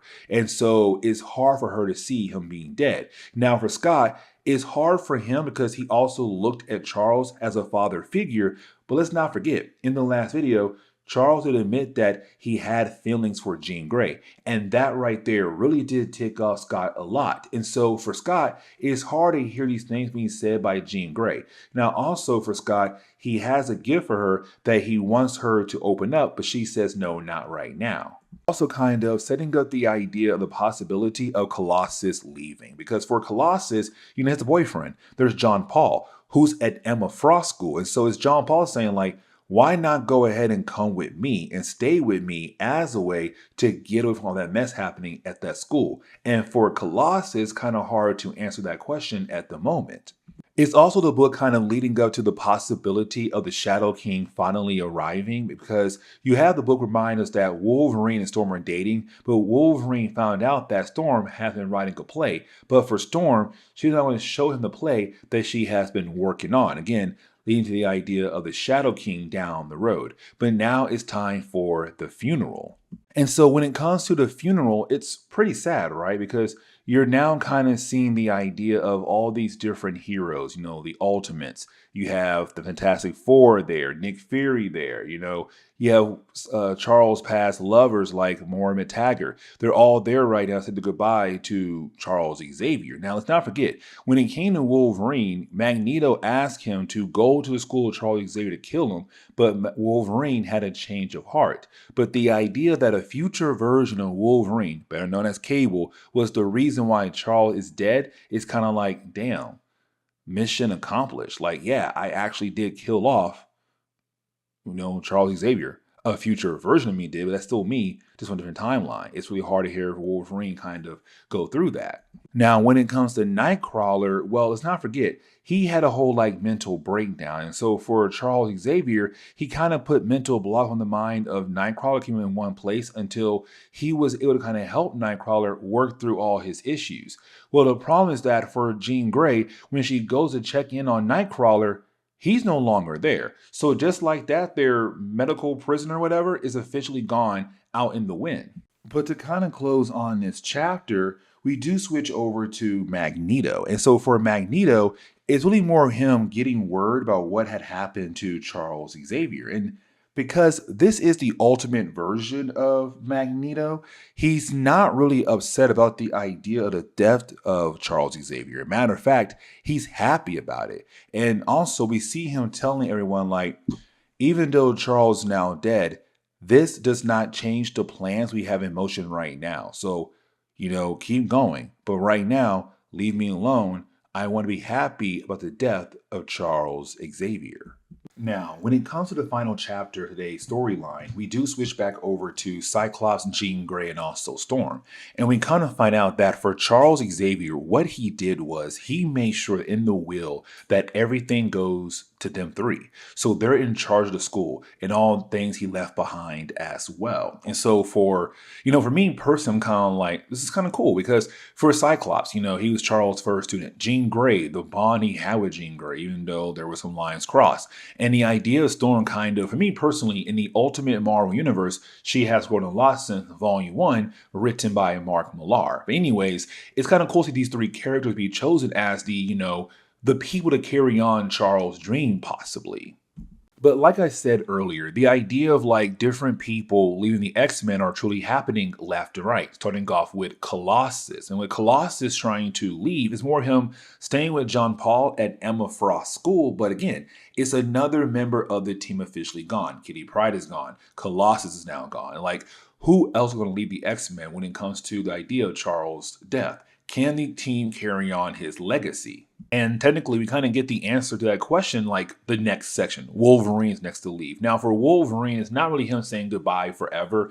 It's really more him saying like, listen, I had to go somewhere and kind of figure out my own life real quick. I may or may not come back. But it's really more Wolverine saying like, okay, this other character, Sabretooth, keeps saying that he's my son. That's weird. And also, too, like, apparently my wife's out there somewhere, so he never did kill my wife. So where in the world could she be at? It's Wolverine right now trying to accomplish this whole, like, mystery behind his past. So he has to leave for the time being. Now, for Cyclops and Jean Grey, this is a tad bit different because, well, it's the idea that the last couple storylines, Cyclops has been trying to hand over a certain gift to Jean Grey for her birthday. And Jean Grey has been pushing the gift off for the longest time. Well, we kind of find out that it was him asking her to marry him. So yes, in that little gift box is a ring.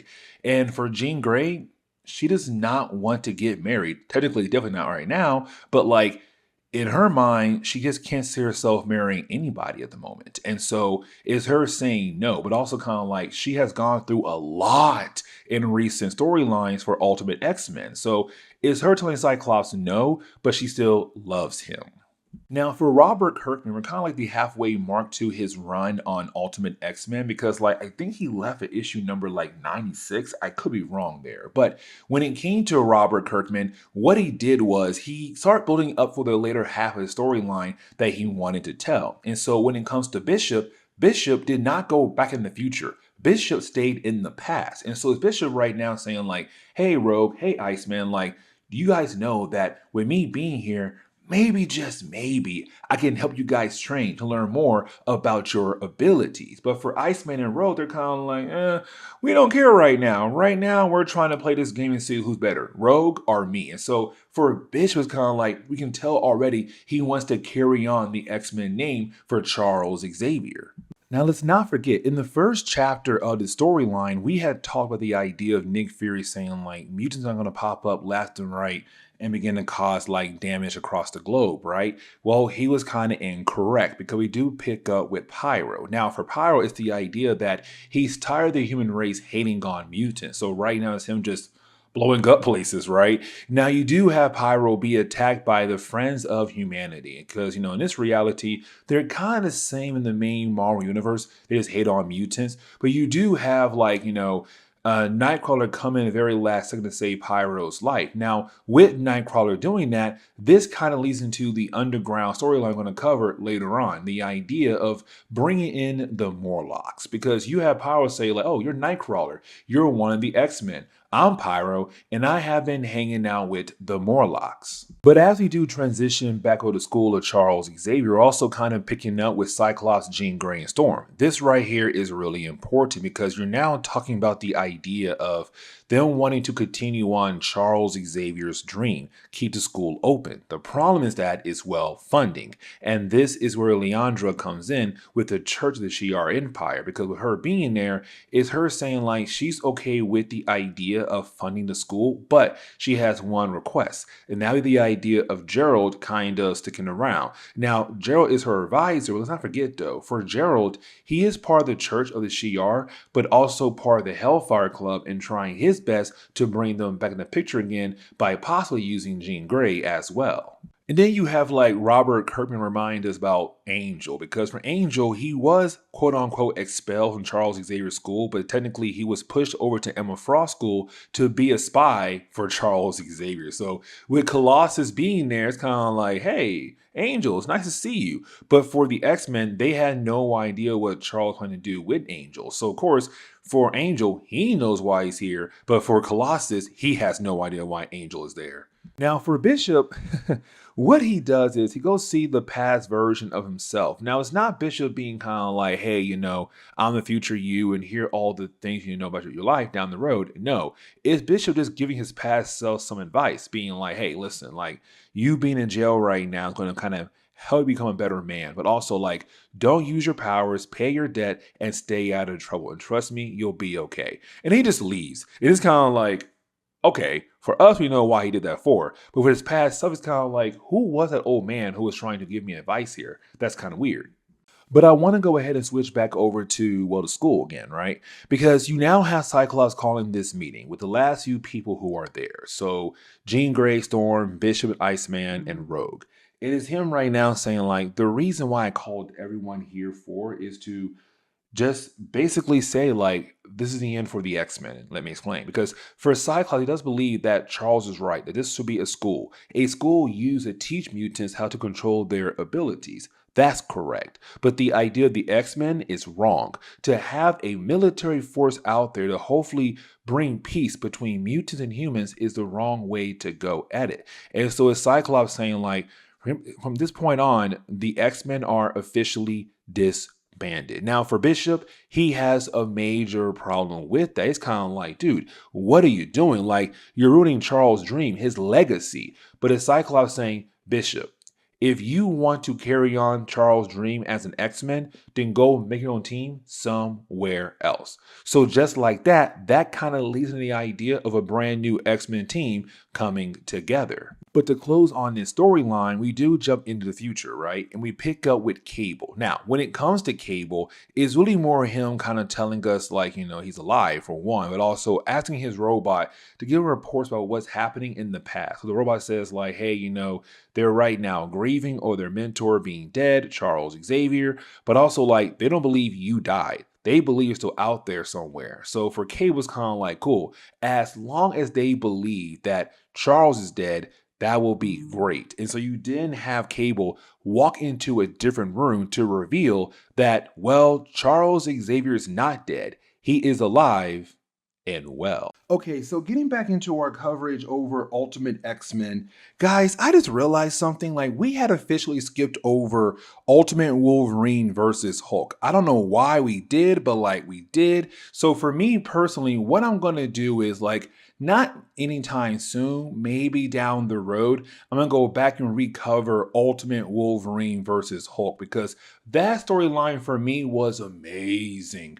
But anyways though, getting back into our coverage over Ultimate X-Men, the main series, I want to cover 3 issues. The first issue is a one-shot, Cliffhangers. The next one is called Underground, and I love that storyline right there because it's really more a huge development for a character like Nightcrawler. And you'll see what I mean here as we go through today's video.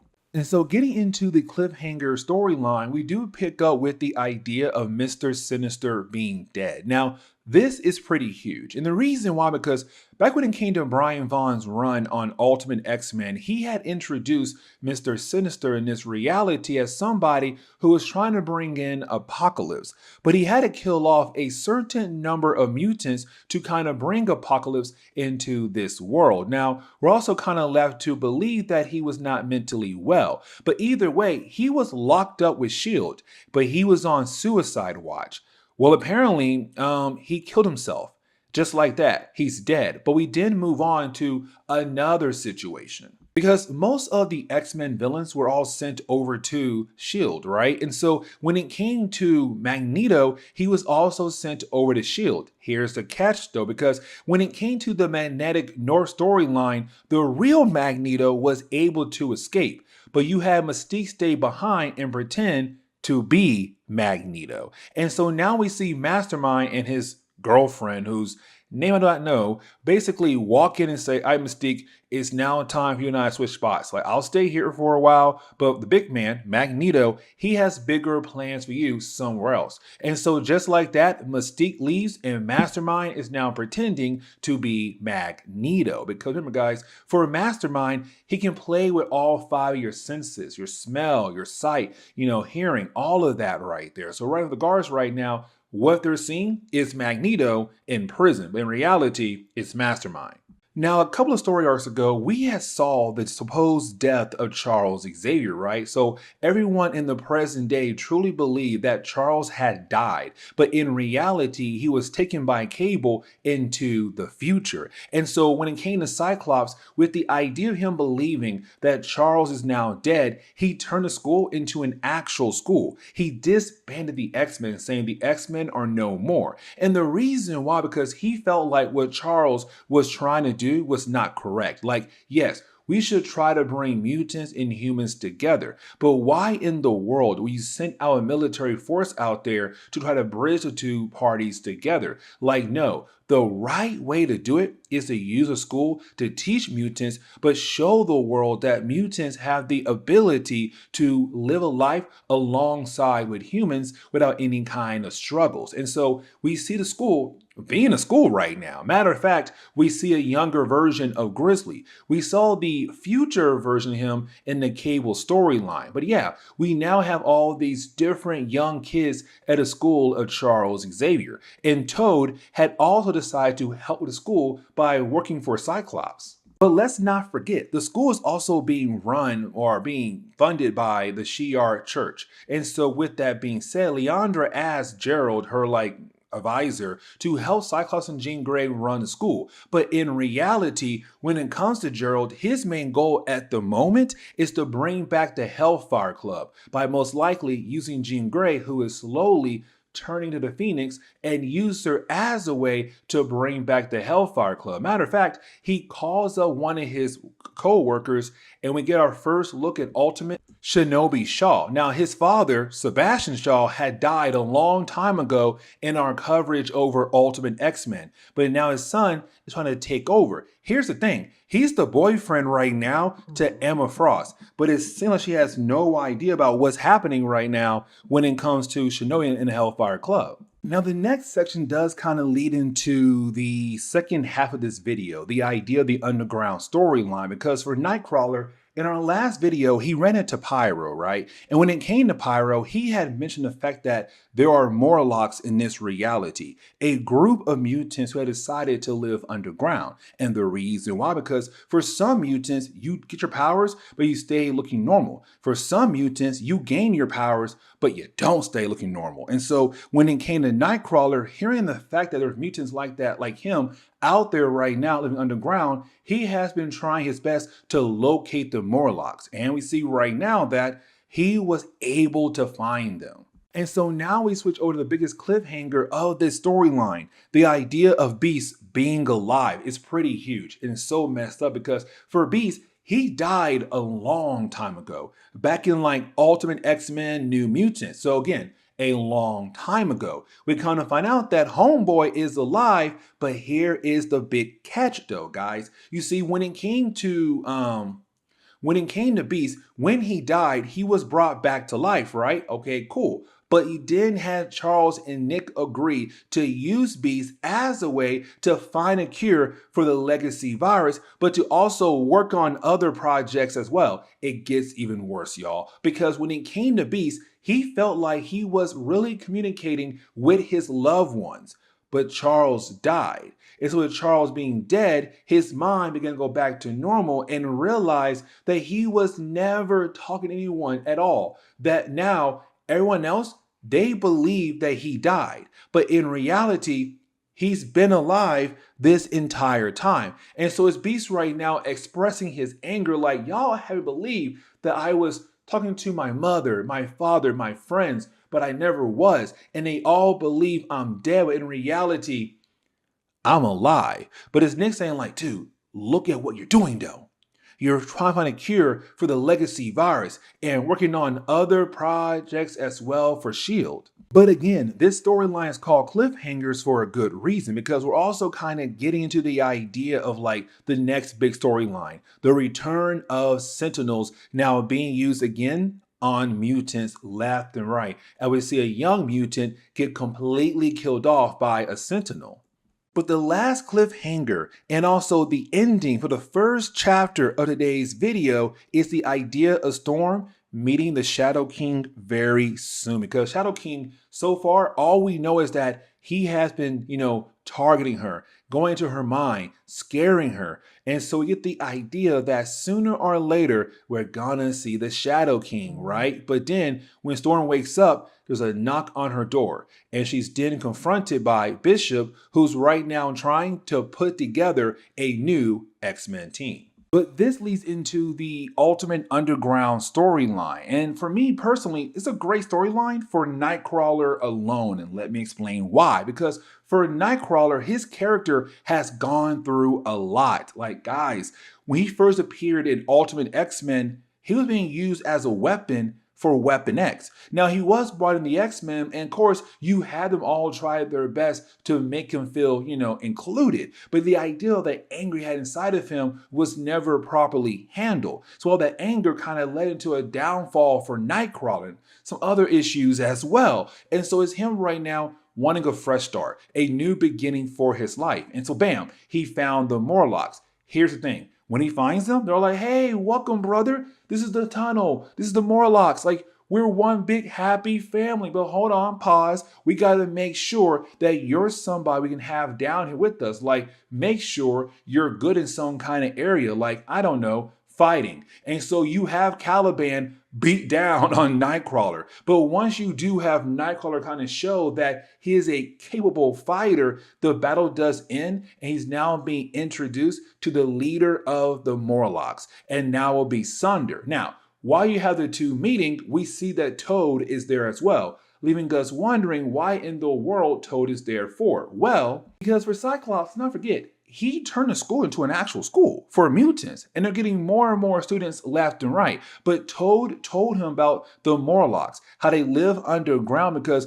when their mutant powers had manifested, it changed their appearance as well. They hid from the rest of the world. And so once he got word about that, it's kind of like, this school is an actual school now. This school can fit 100 people. Let's give the Morlocks a proper home. Like, the idea of them living underground is crazy enough, but also like, let them feel more welcome to live along their people. And so what Cyclops did was he sent Toad down there to see if they would want to take the offer that Cyclops is trying to give, because he couldn't send Jean Grey down there or, Iceman, because one, they look normal, and two, they have like designer clothes. Toad does not look all the way normal. He could try to reason with them and try to reel them in and bring them over to school of Charles Xavier. Now, we're also being reminded about the idea of the Sentinel program being restarted. And so with that program now being brought back in the picture again,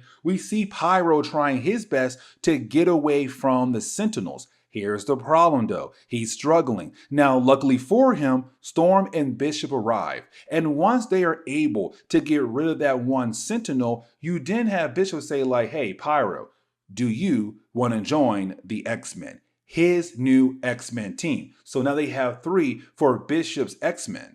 But as we do get back over to Nightcrawler, it's him being shown around by Sunder. And for me, honestly, it's kind of cool at first because you have someone saying like, yeah, bro, you're a Morlock now. You're one of us. This is great. But here's the thing, because for Sunder, he knows that sooner or later, there's going to be a war between mutants and humans. And that war could be very massive. And sooner or later, that war is going to arrive at their front door. So he wants to make sure the Morlocks are ready to protect their their land, right? And so you have Thunder show Nightcrawler around with saying like, you, my friend, will be fighting alongside with us. Now, with all that being said, once you have Nightcrawler mention his backstory, the idea of being an X-Men, he's kind of like, wait, you're an X-Men? Because in his mind, the X-Men are traitors to the mutant race. They are pet mutants to the surface world. And so you have him kind of like wanted to beat down on Nightcrawler. But once you have Kurt explain things to him, for that brief moment,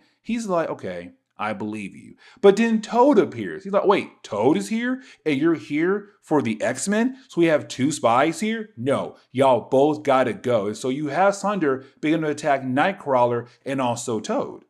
Now we do switch back over to Bishop, right? And for Bishop, it's him trying to show us, or really it's the book showing us, like where his X-Men team is going to stay at. This unknown location somewhere out in Australia. Now, for a Bishop team right now, it's Storm, Pyro, and him. But of course, he has other ideas for his team. And so it's him telling Storm, let's go. We got to find somebody else to join the team. She becomes very important for this team. Now, with Toad and Nightcrawler most likely now being captured by the Morlocks, you have Cyclops freaking out because he sent Toad down there. For the X-Men, they have no idea that Nightcrawler is down there. So because Toad is not answering, it's Scott saying like, hey, Jean and Bobby and Rogue, like, let's go. We gotta go find Toad and make sure he is okay. Because again, he went underground to meet the Morlocks. So they have to go. But the problem is that they no longer have a jet. So unfortunately, they got to go by train and, well, on foot as well. But wrapping up this chapter, wondering who is this important person that Bishop was talking about, right? Well, we kind of find out that it's no other than Dazzler. And for me, this is great because this begins the process of making Dazzler really important Ultimate X-Men that kind of gets ruined at Ultimatum, but it turns her character around in the Ultimate Marvel universe. And so this leads into the next chapter, right? And so as we're getting into the next chapter, we're now picking up with Cyclops' team, in the tunnels, trying to find the home of the Morlocks. The problem is that they are quickly jumped by the Morlocks and really quickly defeated by the Morlocks as well because, well, it's their home. It's their turf. They know how to fight in the tunnels, unlike our heroes do. Also, they're easily outnumbered. But you did have Thunder say, I'm tired of you X-Men, and I'm tired of your two spies. Now, for Scott, he's kind of wondering, you said two spies. Who? Who are my two spies? I only know, one of them, that's Toad. Who is the other person? Now, we're also kind of given a few more pages dedicated to show us Bishop's team coming together slowly. And so we see Storm and Bishop trying to recruit Colossus. Now, for Colossus, it's an automatic no. The dude's all listen, I always hated violence. So once I heard that Scott said the X-Men are no more, I was kind of happy with the idea of the X-Men no longer being there. And matter of fact, I began a new life for myself. Got an apartment, got a job, I'm my boyfriend now. Everything is easy for me now. Can we relax? Leave me alone. I do not want to join the new X-Men team. And you have Storm and also Bishop respect that. Now, when it comes to Angel, we're given another page where it's really more of us seeing Dazzler trying to bring Angel into this new X-Men team because for them, they dated for a good while at Ultimate X-Men, but then she got stabbed, she was in a coma, she did get properly healed up, but while she was in that coma, Angel got expelled from Charles' school. Now, in reality, it was Charles saying, hey, Angel, I'm going to expel you, but in reality, I'm going to send you over to Emma Frost School as an undercover spy to watch over that school for me and everything, see what's going on there truthfully. And so he's been there. So he was unable to see his girlfriend while she was in a coma. And when she got healed up, she ran away. And it's her saying I was mad at you, but then I realized that you're innocent. You couldn't come see me. But hey, listen, Bishop is trying his best to put together a new team. Are you down with the idea of joining this new team with me? And he's kind of heck yeah. So just like that, Angel joins Bishop's team. But this kind of leads into what I said earlier, that character development, right? Because it's Nightcrawler, Toad, the X-Men. They're fighting against the Morlocks. And the battle goes on for a good amount of pages, but the battle does end when it comes to Nightcrawler snapping the neck asunder. Now, we're kind of left to believe he's not dead. Like, for me, I'm like, oh, he's dead. But you have Callisto say, like, no, he's not dead. He's alive. Like, he's really strong. Like, give him an hour or 2 or 3, maybe 4. He'll heal up, come right back and be okay again. But it's Nightcrawler kind of saying, like, what's going on with the Morlocks right now is not okay. Like, he's not saying Saunders a bad leader, but it's the ways he's been teaching that may not be the right way for the Morlocks to live in this world. But it's him also saying, like, the Morlocks right now are just waiting for an attack to happen. They're only preparing for attacks. They're now preparing themselves for other kind of things to happen in this world. And so it's Nightcrawler saying, that's incorrect. We got to fix this, guys. And Callisto hearing those words kind of like, you know what? This might lead into a new leader for the Morlocks. And so this kind of leads into a few more things happening as we get to the closing parts of the storyline. Like, for example, you do have, Bishop team arrive back at the base with Angel and Dazzler, but you have Bishop want to talk to Dazzler because to him, he's kind of like Angel was not part of his plan. But it's her saying like, no, that man is more of an X-Men than I am. And also, if he goes, I go. And for Bishop, he said earlier, Dazzler is very important for his plan. He can't afford the idea of losing her. Another thing that happened is that you do have Cyclops and his team get back to school, right? Yeah, everyone kind of going their separate ways. And for not Rachel Summers, but Jean Grey, she does tell Scott, like, I need some time alone. We also see her, again, kind of losing her grip on reality and seeing another example of the idea of the Phoenix possibly taking over, right? But after that, we see that someone else had joined the school. It's Bessie Braddock, or really more Psylocke. And so Psylocke is also finally back in the book again, right? So things being changed left and right when it comes to Ultimate X-Men. But the biggest ending for me is that for Callisto, she heard the words of Nightcrawler and she kind of agreed with everything he is saying. Like, it's time for a change. It's time for a better future for the Morlocks, a better leader possibly. And so she says, Nightcrawler, you are now the leader of the Morlocks.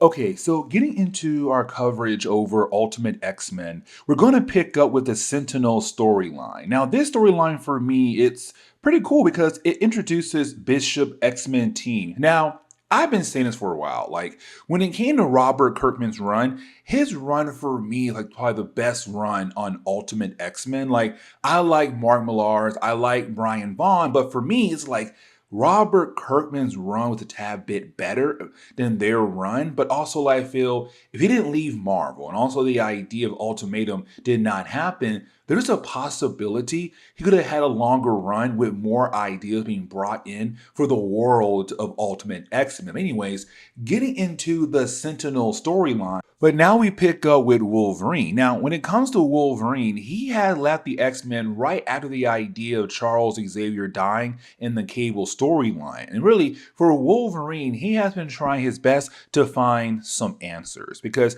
he had heard from Sabretooth that one, Sabretooth's his son, but also the idea that Wolverine's wife could most likely still be alive out there somewhere in the world. And so it's Wolverine right now just trying his best to locate these answers. But it's at a bar, trying to chill, get a few drinks in. The thing is, Wolverine's healing factor prevents him from getting drunk.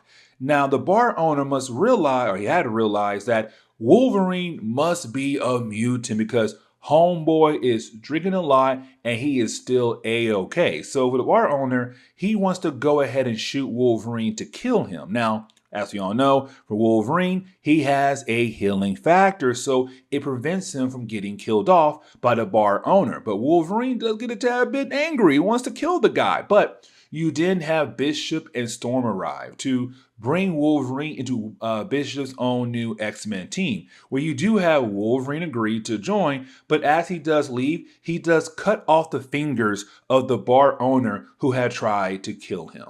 But I want to go ahead and switch over to a new character, and that would be Strife. You see, with the idea of Cable not being the son of Cyclops and Jean Grey, and really be a future version of Wolverine, it allows Kirkman to kind of play around with the idea of other characters like Strife, for example, because in the main Marvel universe, Strife is the clone of Cable, but in this reality, he's not. And so we see Strife right now being the leader of the Mutant Liberation Front. Now, he did the same thing over in the main Marvel universe, but things going a tad bit differently here, where you have him right now the crowd of mutants who are very upset about the idea of how mutants are being treated, but also kind of feeding off the energy of the death of Charles Xavier as well. And so what he wants to do is supposedly lead an uprising against the human race. Now, while having this meeting, out of nowhere, Sentinels arrive and begin to shoot down all the mutants in the building. Strife tried his best at first, kind of say, guys,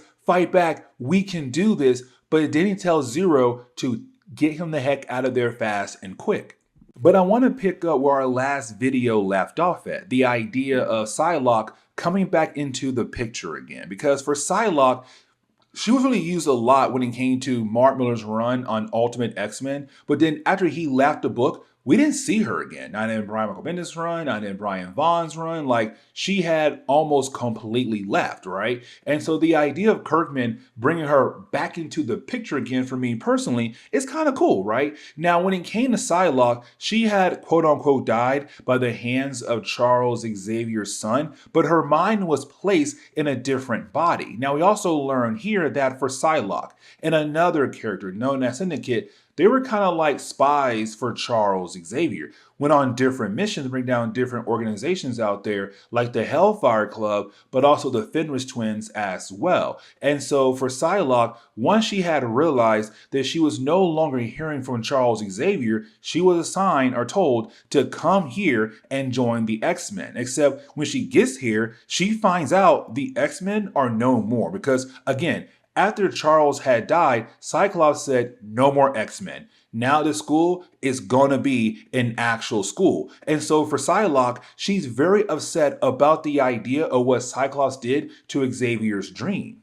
But now we kind of go ahead and switch over to Bishop's team. Now for Bishop, it's him saying like, listen guys, when it came to Cable, he believed that Charles' actions had led into our dark future. Now with Charles being quote unquote dead, the timeline is going to change. With the timeline changing, that means I cannot remember or I can't be trusted to remember anything that happens in this timeline anymore because everything's going to change now. But I do know one thing. This world still needs an X-Men team. Like, for example, right now, we have Sentinels out there again hunting down mutants. We must come together to bring them down and figure out who in the world had restarted that program all over again. Now, for Wolverine, he's kind of down for the X-Men, but he tells Bishop this. As soon as you cross Storm the wrong way, do anything to her, I'm going to kill you. I am going to kill you, Bishop. And it kind of reminds us that for Storm and Wolverine, they have this relationship right now in Ultimate X-Men. But this leads into my favorite moment, the idea of Dazzler. This is why I say, guys, when it comes to Kirkman's run, he did a lot of work on a lot of different characters. And for me, Dazzler is another example because it's Bishop saying like, Dazzler, you don't realize how powerful you truly are. Like, you think right now your powers is to be used to create light and that's really it. No, there's air molecules around you. And what you're doing right now, you're basically making them split, making them explode, which technically means that you can do so much more with your abilities. You can cause massive explosions if you wanted to. That's how powerful you truly are, Dazzler. And I'm kind of like, yo, this is great for her character development. Like, yes. But while you do have the X-Men right now just hanging out in Bishop's new little base and everything, you did have Bishop kind of mention that they need one more person for their team. That one more person right now is currently at the school of Charles Xavier. So it's him saying like, hey, you know, Storm, we got to head back real quick to the mansion because we need to pick up one more person who can possibly help us down the road.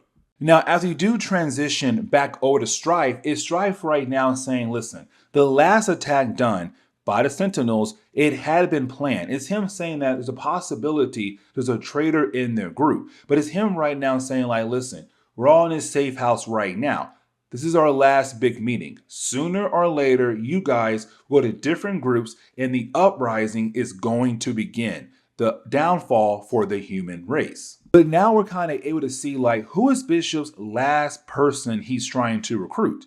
Well, it's Psylocke. And for me personally, again, it's Kirkman saying, let's use all these different characters. And so it's Psylocke saying, like, yeah, I'll go ahead and join your team. Now, we're also getting a small hint here that for Bishop, he kind of had this special thing for Psylocke. We don't know what yet, but we're kind of like, hey, do you know her more well than the others? Like, how and why? But anyways, when it comes to Bishop and his team and also Psylocke, they're watching the news and they realize that City Hall is right now being attacked by a group of mutants. And to make things even worse, a group of course, Sentinels had arrived as well. So now it's an all-out war in the streets of New York. And it's now time for Bishop's X-Men team to step in and stop this battle. But then we also kind of figure out something, like, for real, who is behind the idea of the relaunching of the program of the Sentinels? You kind of find out that it's a combination of two different parties. One of the parties is Trask. The other one, of course, being again, the Fenris twins. They're also being brought back into the picture again for this particular storyline. Now, as we transition into the second chapter, we're now picking up with the idea of Beast trying to escape. And let me explain, because when it came to Beast, he died, or supposedly died, back in Brian Michael Bendis' run on Ultimate X-Men, a very short run. But Beast had quote unquote died. To only find out later on that he actually survived, that he did die, but they were able to bring him back to life. And then Charles and Nick said, you know what, let's keep Beast under wrap. Let's have him work on the legacy virus, but leave everyone left to believe that Beast is dead. But also for Beast, he had believed the entire time he was communicating with everyone out there, like Storm and his parents, but he really wasn't. So when Charles died, Beast's mind went back to normal and he realized that he had been tricked and now being controlled. And so it's Beast right now saying, I'm getting the heck out of this shield base to find my friends. But now we're able to switch over to Bishop's team. And we're seeing Bishop's team just fighting against the Sentinels like it's nothing, right? But also small things are happening in this battle kind of tell us, hey, something big is coming down the road. Like, for example, the idea of the Shadow King. Because for Kirkman, he has been hinting at the Shadow King for a good while. And so in the middle of the battle for Storm, she hears the Shadow King in her mind. And it makes her stop mid-battle and kind of crash on the ground. Now, for Dazzler, it's her moment. Because again, we had just learned that she is able to cause small explosions when it comes to air molecules, right? And so for Dazzler, she's kind of like, you know what? It's my time to shine. And she causes massive explosions to take out at least 3 or 4 Sentinels in a matter of seconds, kind of showing how powerful she truly is. But this leads us over to the conversation because again, for Bishop's team, they're trying to bring down those robots, but also protect the Mutant Liberation Front. And so for Bishop, he has a conversation with Strife.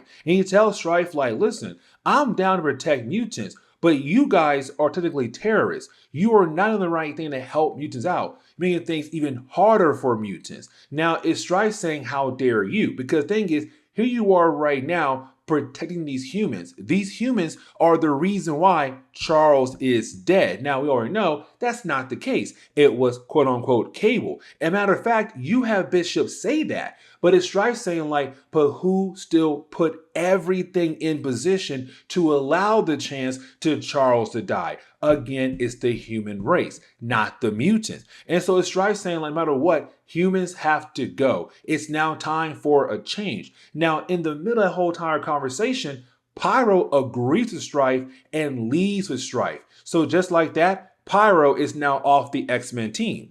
But once you do have Bishop's X-Men team get back over to his base, you did have Psylocke say like, hey, it was me who kind of pushed Pyro in that direction. So now they have somebody inside when it comes to the Mutant Liberation Front. But it's also Bishop saying, that's cool and all, but we got to figure out who in the world is right now leading this whole brand new Sentinel program. And so for Bishop, the man got a plan. Now, for Cyclops and Jean Grey, they have been kind of distant towards one another for a really good reason why. Really more Jean Grey towards Cyclops, because for Jean Grey, it's the whole idea of the Phoenix. And so for Jean Grey, she's kind of like, listen, I need some space because as time goes by, her mind kind of sees more things around her that only she can see. Like, for example, the idea of the goblins. They appear around her and she actually talks to them. But while doing that, the Phoenix also appears as well,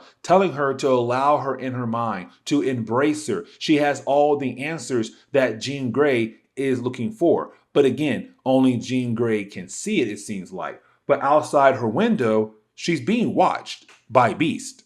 Now, part of Bishop's plan and Wolverine's involved's plan was to attack just one random Sentinel. And the reason why, because once all that damage is done, it has to go back to base to get repaired, right? And so for Bishop Wolverine and the rest of Bishop's X-Men team, they can follow that robot back to where it goes and kind of figure out who is behind everything. And Bishop's plan does work out. You have the entire X-Men team head over to where like the supposed Sentinels are being built at. The problem is that when our heroes arrive, Bishop is instantly blasted by the Fenris twins. And so we're kind of like, okay, cool. We now officially know they're behind everything, but why in the world would they build robots to attack the mutant race for?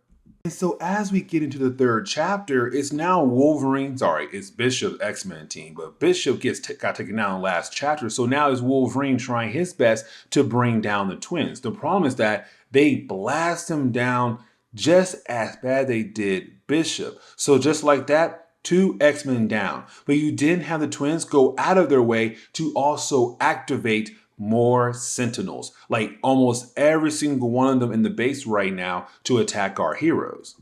But for Pyro, with him now being with Strife, you have Strife say like, listen, I know that you're a spy. I know you were sent here to kind of watch over us and everything, right? Listen, we have nothing to hide here. So go ahead, walk around, gather intel, and take that intel back to your X-Men team. Because I want to realize that we're not bad people, that we are good people, and they should try to work with us when it comes to protecting the mutant race. But getting back over to the Beast storyline, it's Beast right now like still sitting outside the school of Charles Xavier. Now, he also stole equipment from S.H.I.E.L.D. and Nick Fury. So they were able to track him down with that stolen equipment. But it's Nick saying like, Beast, what in the world are you thinking right now? Like, they think you are dead. How in the world do you think they're going to take the idea of you still being alive? It can go south very quickly. But it's Beast saying like there's one person he knows he can talk to and everything's going to work out. And that will be Storm, because before Beast had died,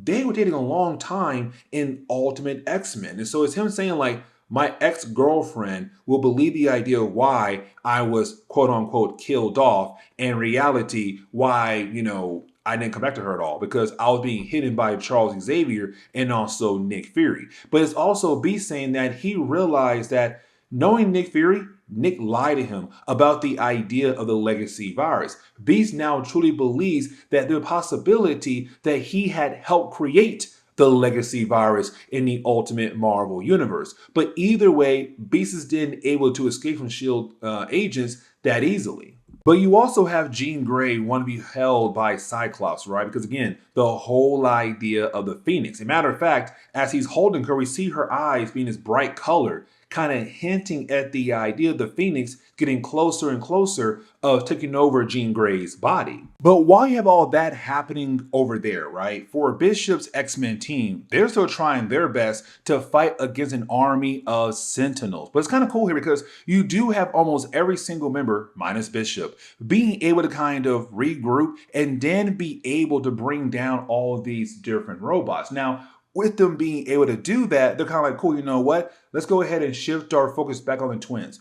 where in the world did they go to? We got to find them because we have to go ahead and shut down this entire place. But getting back over to that Pyro storyline is us seeing Pyro right now still with Strife, right? Now with Strife, he had called for another meeting, except for this meeting is Strife saying right now that it's still time for the mutant race to rise up and fight against the humans. Now, it's also him saying like, we deserve to be equal with humans, not kill them off, but at the same time, he still wants to go out of his way to do different kinds of attacks. Now, while the meeting goes on, Strife walks away and tells Zero, another mutant, to teleport him away. And you have Pyro see that kind of like, wait, why in the world is he leaving right now for? Where in the world is he going? And right after you have Strife leave, once again, more Sentinels appear to attack the mutant race in that area.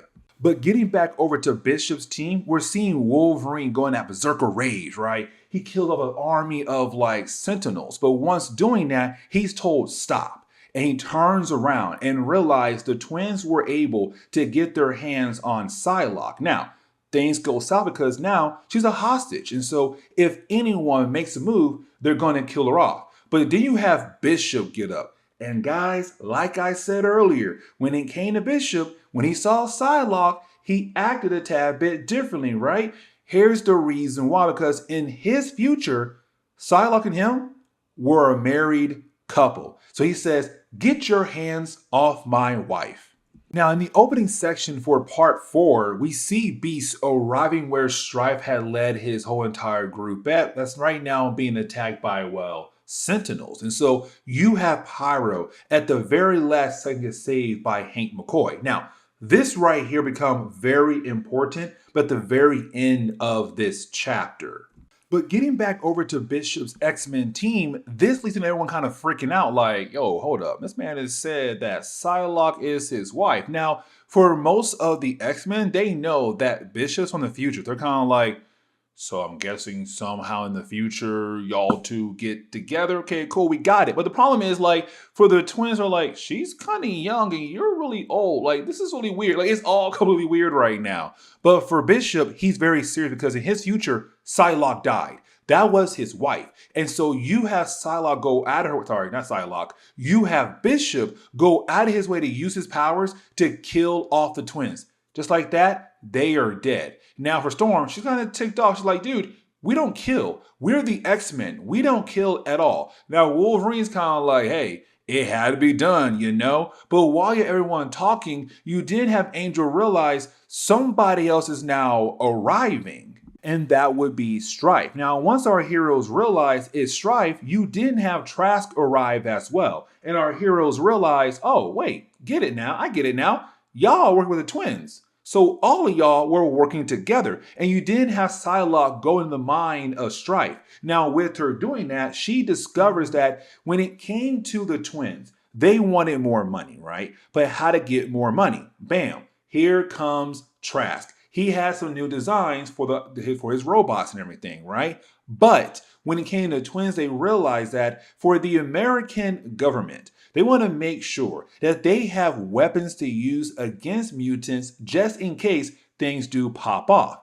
But the thing is, they want to get money now. So they brought in Strife. Say, hey, Strife, go ahead and start your own organization where you're going to have a huge group of mutants being upset about the idea of how they're being treated by humans. And once you have these mutants do different kind of terrorist attacks, it'll then show the American government, hey, you know what? We need some more weapons. Here comes Twins and Trask with the whole idea of new designs of Sentinels. And so just like that, the entire plan came together. But when Charles died, their timeline got pushed up. And so, bam, just like that, for Psylocke, she now has everything. But everything goes even worse or south. And the reason why, because, well, Strife activates a failsafe. Now, with him activating that failsafe, that also means that now all these different Sentinels are now going to head over to where the Mutant Liberation Front is at, and then try to kill them all first. But once they kill off that whole entire group right there, they'll then go on a killing spree to kill all mutants across most likely the globe. And so you have Bishop say, all right, Angel, you stay here with Trask and make sure he is able to shut down all these Sentinels while we, rest of the team right now, will go out of our way to protect who we can over at the meeting for the Mutant Liberation Front. And so this kind of leads into the big ending for this chapter because yes, you do have the X-Men arrive. They do fight against the army of Sentinels left and right. And you do have Angel seeing Trask then be able to shut down all the different robots. Now, of course, he had to blow up the entire base that he was hiding in, and he said, you know what? I want to die here because there's so much blood on my hands. And so for Angel, he does leave in time, yes, but with that all happening, all the robots shut down. But at the very last second, as one robot about to crush Storm, you have Beast go out of his way to save her and also Dazzler. And Storm realized that Beast is alive, and Wolverine, he already knows. With him being alive, that means Storm is no longer going to be his girl. It's now going to go back over to Beast and Storm. But while everyone kind of figuring out how in the world Beast is alive, you have Bishop walk away. And here's the reason why. Because we come to find out here that Bishop has been the entire time working with Cable, and everything is coming together. Beast return, Dazzler power upgrade, like everything is coming together. And so now we're able to get into the final chapter, right? Now, when we do, we pick up in the future again and we pick up with Cable. And so when it comes to Cable, it's him freaking out because his base now being attacked by an unknown enemy. And so for Cable, he runs over to Charles Xavier. Now, for Charles, he's kind of like, what in the world's going on right now? But it's also Charles finding out that Cable is just future Wolverine, but also apparently Cable had fixed Charles's spine. So Charles has the ability to walk. He's kind of like, hey man, we got to get out of here now and fight back. So let's go. But back in the present day, what we're seeing at the moment is really more Storm freaking out because here's Beast, a man that she believed that died, a man she used to love for a very long time is now standing right in front of her. And then you have Bishop say, hey, we got to go. Cops are arriving. Let's leave. But it's also Beast wondering like, will Storm be able to handle this kind of reveal? While you have all that happening over there, right? For Cyclops, his school, and Emma Frost's school, they're right now playing a good old game of baseball. So a good old classic X-Men thing to do, right? But you didn't have Emma Frost kind of ask Jean Grey, like, hey, Jean, have you seen my boyfriend? Like, you know, Shinobi Shaw? And Shinobi is right now with Gerald. Let's not forget though, when it comes to Gerald, he is secretly working with the Hellfire Club. And Shinobi also as well. So it's kind of like, what are these two right now and trying to cook up at the moment? But while all that's happening over there, we then shift back over to Bishop's X-Men team. We kind of continue that trend where is everyone trying to figure out like, is this really Beast? Now, once you do have Psylocke read his mind, you have Wolverine smell Beast, it's kind of like, yeah, this is the man, right? But at the same time, still gotta play it safe. But you didn't have Bishop say, in my timeline, Beast was around. So he's around, he's here right now, then that's our boy right there, Beast. And so you have everyone kind of realize this is really Beast. But for Storm, she still can't handle the idea of him being alive right now at this moment. So she walks away again. Now, while she is walking away, that leads into Bishop explaining things to Beast about the idea of what Nick Fury did. Legacy Virus was another attempt done by Nick Fury to find a way to continue on the legacy of Steve Rogers. You see, in the Ultimate Marvel universe, when it comes to Nick Fury in this reality, he's always trying to find a way to like reproduce what was done when it came to Steve Rogers. You have the Oz formula, you have the legacy virus, all these different kinds of ways. But for the legacy virus to have been different, it used the DNA of Beast. Now, the thing was, it was going to work in Bishop Future on humans, but it was deadly on mutants. So the dark future where Bishop comes from, when it came to Nick Fury, he had no choice but to try to use the legacy virus to get rid of one particular enemy. It didn't work, but it did kill off a huge chunk of the mutant race. And so the idea of Beast leaving S.H.I.E.L.D. may have helped the idea of stopping the legacy virus. But I want to go ahead and shift back over to Psylocke because she just found out that Bishop said, hey, that's my wife. Because in the future, again, these two became a couple, right? And so it's her kind of wondering, what in the world is going on here? And he said, listen, that's my bad, but my future, we were a couple. We were married. Now, it's not me trying to marry you again right now. I'm old, you're young. But there's a younger me out there that one day you're going to find, and you two will come together again. And I'll try my best to not make things awkward. I might stare at you, I might smile at you, but I'm not going to make a move on you. But now that kind of leads into the wind down of the storyline because for Gerald and also for Shinobi, they do try to attack Jean Grey to knock her out, abduct her, and get her the heck out of there. But the Phoenix comes out and she says, I know you're part of the Hellfire Club and I know your man had killed your father, Sebastian, but I'll leave you two alive so that you'll then have the ability to relay a message to the rest of your people. And then the entire bathroom just explodes. Now we're also kind of getting this quick page where we do see Beast and Storm kind of like coming together. Like it's her overcoming everything that happened to her in the last few hours. And we see Beast and her kind of get back together. So Wolverine is once again single, but also I want to go back over to Jean Grey and Cyclops. It's very important right here because for Jean Grey, she did truly believe that what Gerald told her, it was all in her mind. The idea of the Phoenix, these goblins, it was all in her mind. Now she knows that most likely that's not the case. It's the idea the Phoenix is real. And sooner or later, the Phoenix is going to take over Jean Grey's body. And we're still not done with these cliffhangers because we do once again pick up with Emma Frost. And we kind of find out this entire time, I like this so much, the entire time Emma Frost was part of the Hellfire Club. And she's very upset about the plan the Hellfire Club tried to do with Shinobi and also Gerald. And so it's kind of like, okay, dang.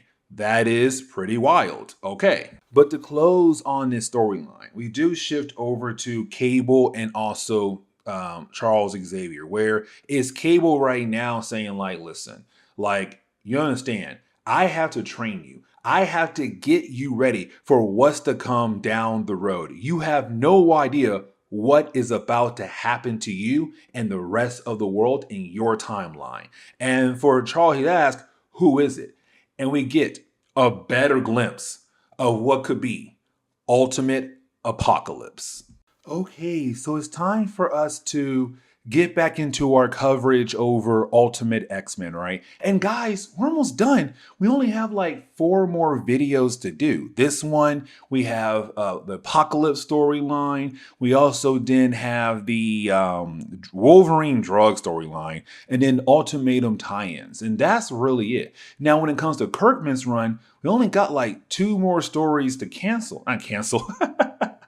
2 more stories to cover, which is Shadow King, this video, and the next one. Now, guys, real quick, I understand that there are love for the different writers on Ultimate X-Men. For some fans out there, it was Mark Millar's run. For some fans out there, it was Brian Michael Bendis. And for some, it was good old Brian Vaughan. You know, that's the things about comics, guys. Like, you can always have your favorite and your least favorite. And the thing is, it could be different from other people's opinions. But when it comes to me personally, I have to say it's Kirkman and like Brian Michael Bendis, who are like my favorite 2 writers on Ultimate X-Men. And then like Mark Millar, and then finally Brian Vaughan. Now, for me, it's not saying like, actually, you know what? No, there is one more writer who comes after Kirkman, but it's not fair for him because he only had like 2 storylines. He only brought in because of Ultimatum. So I really can't count him. And guys,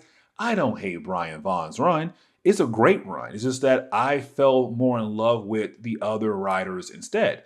With that being said, when it comes to Kirkman though, getting into the Shadow King storyline, we do pick up with the idea of him trying to wrap up some loose ends. And let me explain, because in an earlier storyline, I want to say it was the tail end of Brian Vaughn's run. I think it was actually. You had the return of Dr. Cornelius, who was also part of Weapon X. He also had brought back Sabretooth as well at the end of his run. And when it came to those two characters, they were kind of working together on a brand new experiment where you had Sabretooth being able to get a small sample of Wolverine's like body over to Dr. Cornelius to work on some kind of secret experiment. And that took place a while ago. But you also had Sabretooth kind of play around with the idea of telling Wolverine that he was his son. And so in the opening pages of the storyline, we see that for Bishop, he had told Wolverine what Dr. Cornelius is up to, right? Like, so you had the whole entire Bishop X-Men team head over to where they were hiding out at. Dr. Cornelius, Sabretooth. And so when they got there, they found out that, well, it seemed like Cornelius was trying to clone Wolverine, but of course, a bunch of rejects had happened. But also for Cornelius, he began to experiment on himself as well with Wolverine's DNA. And so he turned to some kind of weird creature. But either way, as the battle goes on, you have our heroes being able to kind of defeat both Sabretooth and Cornelius. Now, something else to mention is that the idea of Beast's return. And just in case anybody had forgotten like what happened to Beast, when it came to Beast in the Ultimate X-Men run and Brian Michael Bendis run, Beast had quote unquote died in the Ultimate X-Men New Mutant storyline. And he was dead for like 40 issues, right? And then out of nowhere, by Kirkman, he brought Beast back to life. Now, with Beast coming back to life, we found out that Nick Fury and Charles Xavier has supposedly kept Beast locked away to work on the legacy virus, find a cure for the legacy virus. Now, in reality, it was Nick Fury trying a different way to recreate the super soldier serum. Now, Beast was able to escape. The problem was that for the X-Men, they had believed the entire time that Beast was dead. Storm, his girlfriend, had moved on and began to somewhat date Wolverine. And so the idea of Beast being back there is kind of like, ooh, make things a little more complicated. Like, who will she choose? Beast or Wolverine? And so when you have our heroes fighting, you have Storm run over and make sure that Wolverine is okay. And for Beast, he kind of sees something. He's all like, oh, I can tell while I was gone, y'all two kind of got together. And while you do have everybody go back over to the base that Bishop provided for his X-Men team, for Wolverine, he wants to check in on Storm. When he walks in, he sees Storm right now laying in bed with Beast.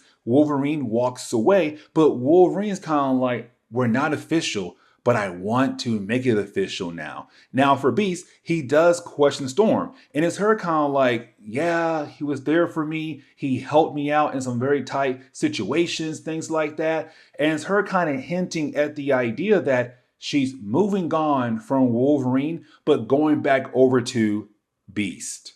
But see, when it came to Beast, he puts Storm to sleep, right? So when she wakes up, we begin the process of bringing in the Shadow King, Amal Farouk. And I really hope I pronounced that name correctly. Now, his origin here is completely different from his main Marvel Universe counterpart, but it's also Kirkman saying like, let's add a tad bit more to the origin of Storm with his character. Because we do learn here that for the Shadow King, he was a regular human who was close to Storm in the early days of her life in Texas. Let me explain, because we kind of saw this in Mark Millar's run and also Brian Vaughn's run. You see, when it came to Storm, she was a thief, but working alongside another character known as Lady Deathstrike. It's kind of told to us in the Date Night storyline. The two of them worked together, but unfortunately had to go their separate ways when she got hit by a vehicle. Not Storm, Lady Deathstrike. But now it's Kirkman saying no. There was a third character, and that would have been the Shadow King. Back then, all three of them would have worked together to steal different things across El Paso. But on top of that, when it came to Shadow King, he was a mutant. a psychic mutant. And so for him and Storm, they kind of had a bond with one another. He would be able to enter her mind and kind of ease her mind when she's going through different things. The problem was that one night, while being in the sky, she lost control of her abilities and she had struck him with lightning. And so with that happening, it put him in some kind of coma. Not some kind. He was in a coma. But that led into him becoming the Shadow King. Let me explain. Because while being in that coma, his mind had entered the mindscape. But while being there, he met different kind of creatures like the Brood. So just like that, the Brood are in the mindscape, not out there in space somewhere in the Ultimate Marvel universe. While being in the mindscape, for the Shadow King, he began to learn more about his abilities and what he can do from the mindscape there as well too. And so as the story goes on, we see him then being able to kind of bring everything to life, it seems like. Like right now is Storm being attacked by the Shadow King, being attacked by the Brood. Now, luckily for her, the X-Men do arrive, Bishop's X-Men team. And so it does seem like they may have a fighting chance to defeat the Shadow King. But in a matter of seconds, in a matter of panels, you then have the Shadow King say, no, you guys are not going to win. And just like that, every single member of Bishop's X-Men team besides Storm disappears, leaving her alone with the Shadow King once again. Now, this is Kirkman saying like, listen, I got to make sure to at least put him on the back burner for right now, just in case somebody else down the road wants to use this character. And unfortunately, no one ever does again. You have the Shadow King kind of want to know, like, why did she leave him behind? Because it was her power, her lightning bolt that hit him and put him in a coma and left him there in the hospital. And then, of course, the mindscape and him become the Shadow King. But it's her saying like, no, I found out your secret. Just like that, he began to shatter because we kind of find out that she found out that he was cheating on her with Yukio, Lady Deathstrike, her best friend. And so the hurt of finding out what this man was doing behind her back, but also the idea of not being able to control her abilities, well, unfortunately, it led up to that moment right there. And so just like that, he's shattered because in his mind, he believed that she was at fault for what happened to him. His own actions broke him. His own actions broke them apart. His own actions turned him into the Shadow King. Now, again, she's still somewhat at fault here, right? But again, she was unable to control her abilities. But also the pain of him or her finding out that he was cheating on her did not help either. And so we kind of find out that the whole entire scene right now was all being played in her mind. So once she does defeat him and once she does wake up, she's then confronted by the X-Men. And we kind of find out that when Beast came back to the room, he realized there was something wrong with Storm. It seemed like she was in some kind of coma, and she was, because she was battling against the Shadow King. And so for Psylocke and Jean Grey, when they tried their best to read the mind of Storm, they couldn't find anything. They couldn't see anything because her mind was blocked off by the Shadow King in the mindscape. But it didn't seem like her mind overpowered whatever was happening to her. Of course, again, the Shadow King. So everyone's just relieved that she is okay. But this leads into the ending of the storyline where you have Storm be confronted by Wolverine. And this is Wolverine coming to Storm and wanting to make things official. But she says no, because Wolverine is okay for her, but not good for her. What she needs is someone like Beast. And the thing is, like, Wolverine was there for her, right? Like, he was in her corner, but he was not fully available for her. And that was she needed. Someone there be by her side all the time, open up to her all the time. But the thing was, he wasn't. He always kept her at arm's length. And of course, only when Beast comes back is when we want to try to make things different between him and her. And so it's her saying, like, you're not good for me. And Beast is, but like, I need him right now. But it's also her deleting her play about the Shadow King, trying her best to move on from her past. And it's also her kind of hinting at the idea like Wolverine and Shadow King are kind of alike. They're both not good for her. Okay, so yeah, guys, we are finally here. We are finally at the end of Robert Kirkman's run on Ultimate X-Men and getting into the whole apocalypse storyline. Man, I just could not wait to sit down and cover this storyline because for me personally, like, it's not really the greatest Ultimate X-Men storyline.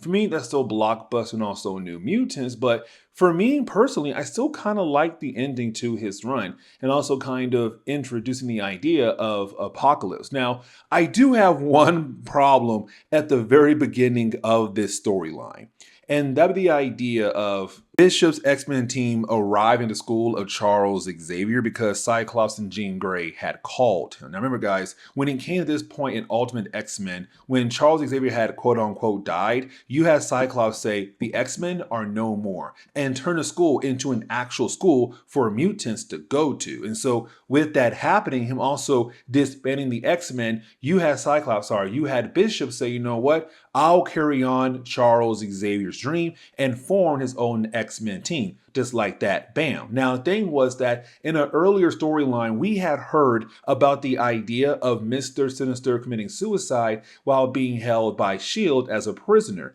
Come to find out, he had faked the suicide, escaped the morgue, and now out there in the world somewhere again. And for Cyclops, he remembers how dangerous that Mr. Sinister was in the past. So it's him saying like, Bishop, you got out of your way, find that guy and bring that guy down before he kills off more mutants, because he believes if he kills off a certain number of mutants, he'll bring in his master. Of course, the idea of Apocalypse. So you have Bishop say, hey Scott, don't worry, we got this. Let's go now, X-Men. And so that kind of leads us right over to see Mr. Sinister right now in the sewers of New York. Now, of course, you already know where he's going to find the Morlocks. Now, here's the thing, because by this point in our coverage over Ultimate X-Men, when it came to Robert Kirkman, what he did was he put Nightcrawler with the Morlocks and became their leader. And so we see him right now just using his powers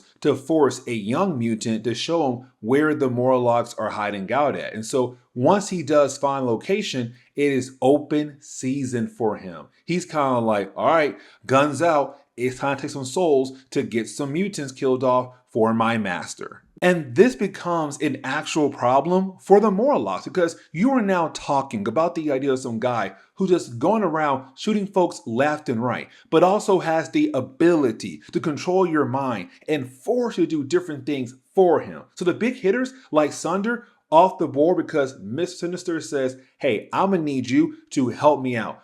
Find me some targets right now so that I can kill them off for my master. And just like that, you have Sonder beginning to help him out. And for Nightcrawler, really can't fight right now. His main goal is to get folks the heck out of there. Now, luckily for Nightcrawler, the X-Men do arrive. The problem is that you have Bishop say, hey, I need like 3 of my guys to help Nightcrawler out when it comes to getting people out of here, and the rest of them stay here and fight against Mr. Sinister. So as the battle goes on, it's kind of like, okay, maybe the X-Men have a chance to defeat, Mr. Sinister. They don't, because this leads into the big moment, the death of Angel. Let me explain.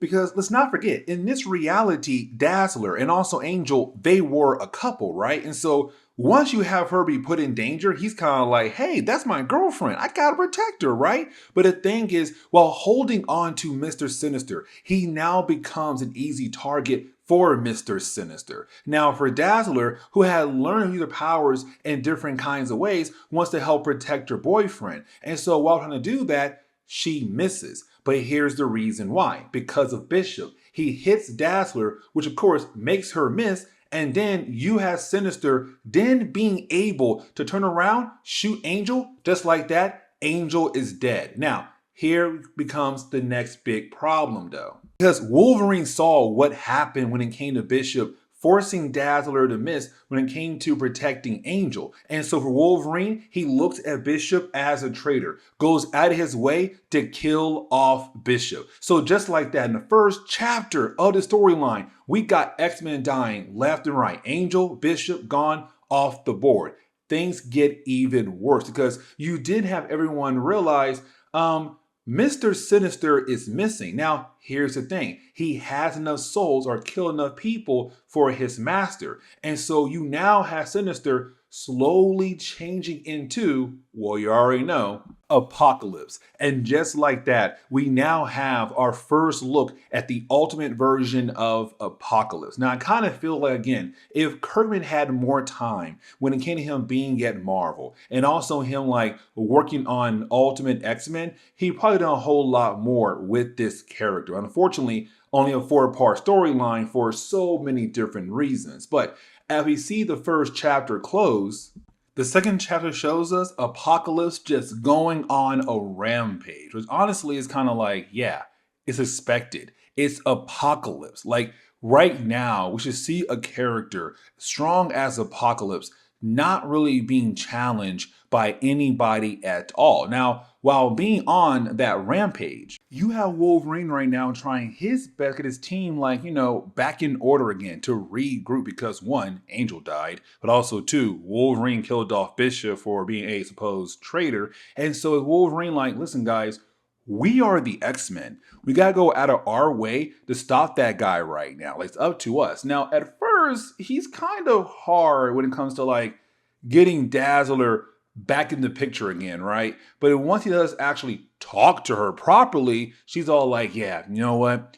No, an Angel, he'll tell me, go kick that guy's you know what. So let's go ahead, get back together, and get up there and fight against Mr. Sinister. Sorry, Apocalypse now. I like this battle because it's the X-Men still having that hope, right? But like, it's Apocalypse kind of showing in different ways there is no hope. Like, for example, Wolverine going in first, like all the time. And then, Wolverine's kind of like, dude, I can see, I can hear, I can taste your mutant DNA. Like, you do not stand a chance against me at all. And matter of fact, you have Apocalypse got his way to rip off the arm of Wolverine just like that.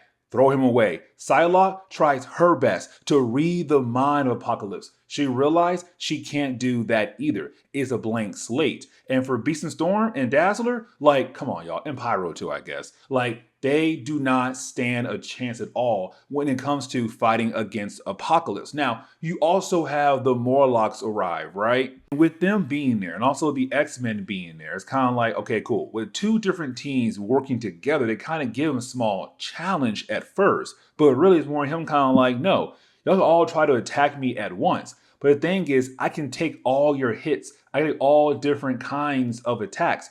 Basically, you guys are not going to win this battle at all. It's him showing how powerful he truly is. And then he does something even crazier. Because for Apocalypse, what he can now do is control all the different mutants nearby him. So Kitty Pryde, Spider-Man, they're out there just minding their business. Out of nowhere, Kitty Pryde begins to attack Spider-Man. And he has no idea what's going on, and the same goes for her. For Fantastic Four, they want to help out, right? But flying to the city, they're then attacked by Cyclops and his X-Men team, who had, well, retired technically. And so we're seeing Apocalypse just being able to control all these different mutants across the board. Like, you're mine, you're mine, you're mine. Now for Jean Grey, she begins to kind of fight back against his control and try to see what exactly is going on. And she sees Apocalypse. She sees how powerful he truly is. S.H.I.E.L.D. is there. And for S.H.I.E.L.D., they try to fire all these different kinds of attacks. And for Apocalypse, it means nothing to him. And so for Jean Grey, she's wondering, what in the world can they possibly do against someone like him? But then things get a tad bit wilder because out of nowhere, here comes two more people walking through the portal, leaving us wondering if they're here for the X-Men or if they're there for, well, Apocalypse. And so as we get into the third chapter, what we're seeing right now, it's really more of us finding out that this is Charles Xavier, that this is Cable, who came from the future to help out with this situation. Now, for the X-Men, they had believed for the longest time that Charles Xavier was dead, right? But didn't come to find out, no, that's not the case at all. That for Cable, he took Charles into the future to train him, to get him ready. And come to find out, Cable and Bishop were working together the entire time. And for Bishop, his main goal was to stay behind and train the other X-Men just in case Charles failed. And so is Cable saying like, we came at this point in time to help out because we knew this is where everything began when it came to Apocalypse. Now, for the X-Men having a hard time believing this, but it's Charles saying like, no, I was in Cable's future. I saw what happened in his future. This man must be stopped by us. And the thing is, it all comes down to Charles Xavier. And we can kind of see that for Charles, he has grown a lot when it came to his powers thanks to Cable training him. And so you have Charles right now trying his best to go toe-to-toe with Apocalypse, while you have Jean Grey right now trying her best to free the minds of the different people who are being affected by, well, Apocalypse. And so it's kind of cool to see this. Like Charles like, no, man, I'm going to bring you down. And you have Apocalypse like, nah, man, like, come on now. Did you really think you can stand up against me? There's no way that you believed that you stood a chance with someone like me. But either way, you have Charles begin to lose the battle against Apocalypse. And this leads into my favorite moment in Ultimate X-Men, but like after it kind of did bother me. You'll see why, because while you have Charles losing the battle against Apocalypse, Jean Grey is scared. She's fearing the idea that Charles might die by the hands of Apocalypse. And so she cries out to the one person who can truly help her, the one most powerful being that's inside of her.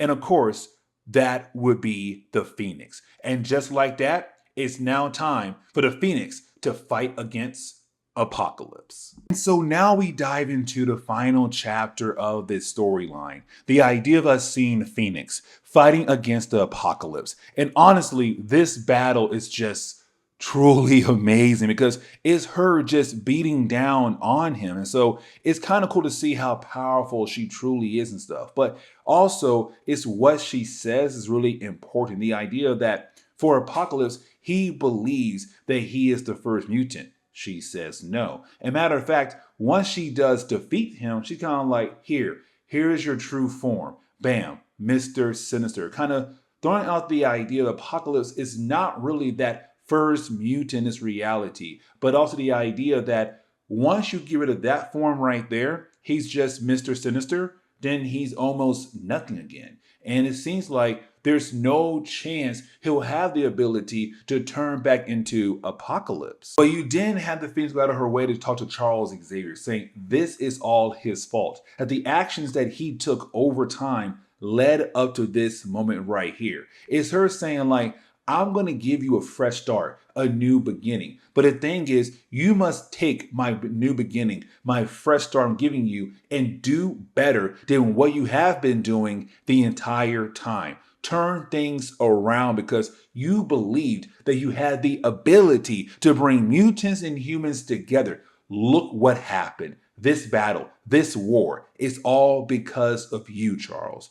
If you believe there's a chance that your dream can be achieved, then take my new beginning, my fresh start for you, and do things differently. So what she does next is set time back. Like she basically said like, all right, cool. Let's go ahead and act like nothing just happened. No Apocalypse, no Mr. Sinister. Charles didn't go in the future. Angel didn't die. Like, let's go ahead and set time back. And the thing is, for the X-Men, they remember everything. Fantastic Four? Nope. The Ultimates are S.H.I.E.L.D.? Nope. Like only the X-Men remember everything that happened. And so it's Charles wanting his best to keep the promise of Jean Grey, what he made with Jean Grey, which is, again, do better. Fresh start, new beginning. Like here on out, do better. And for me, it's kind of like the perfect ending for Kirkman's run. The problem is that right after this, we lead into Ultimatum that kind of undoes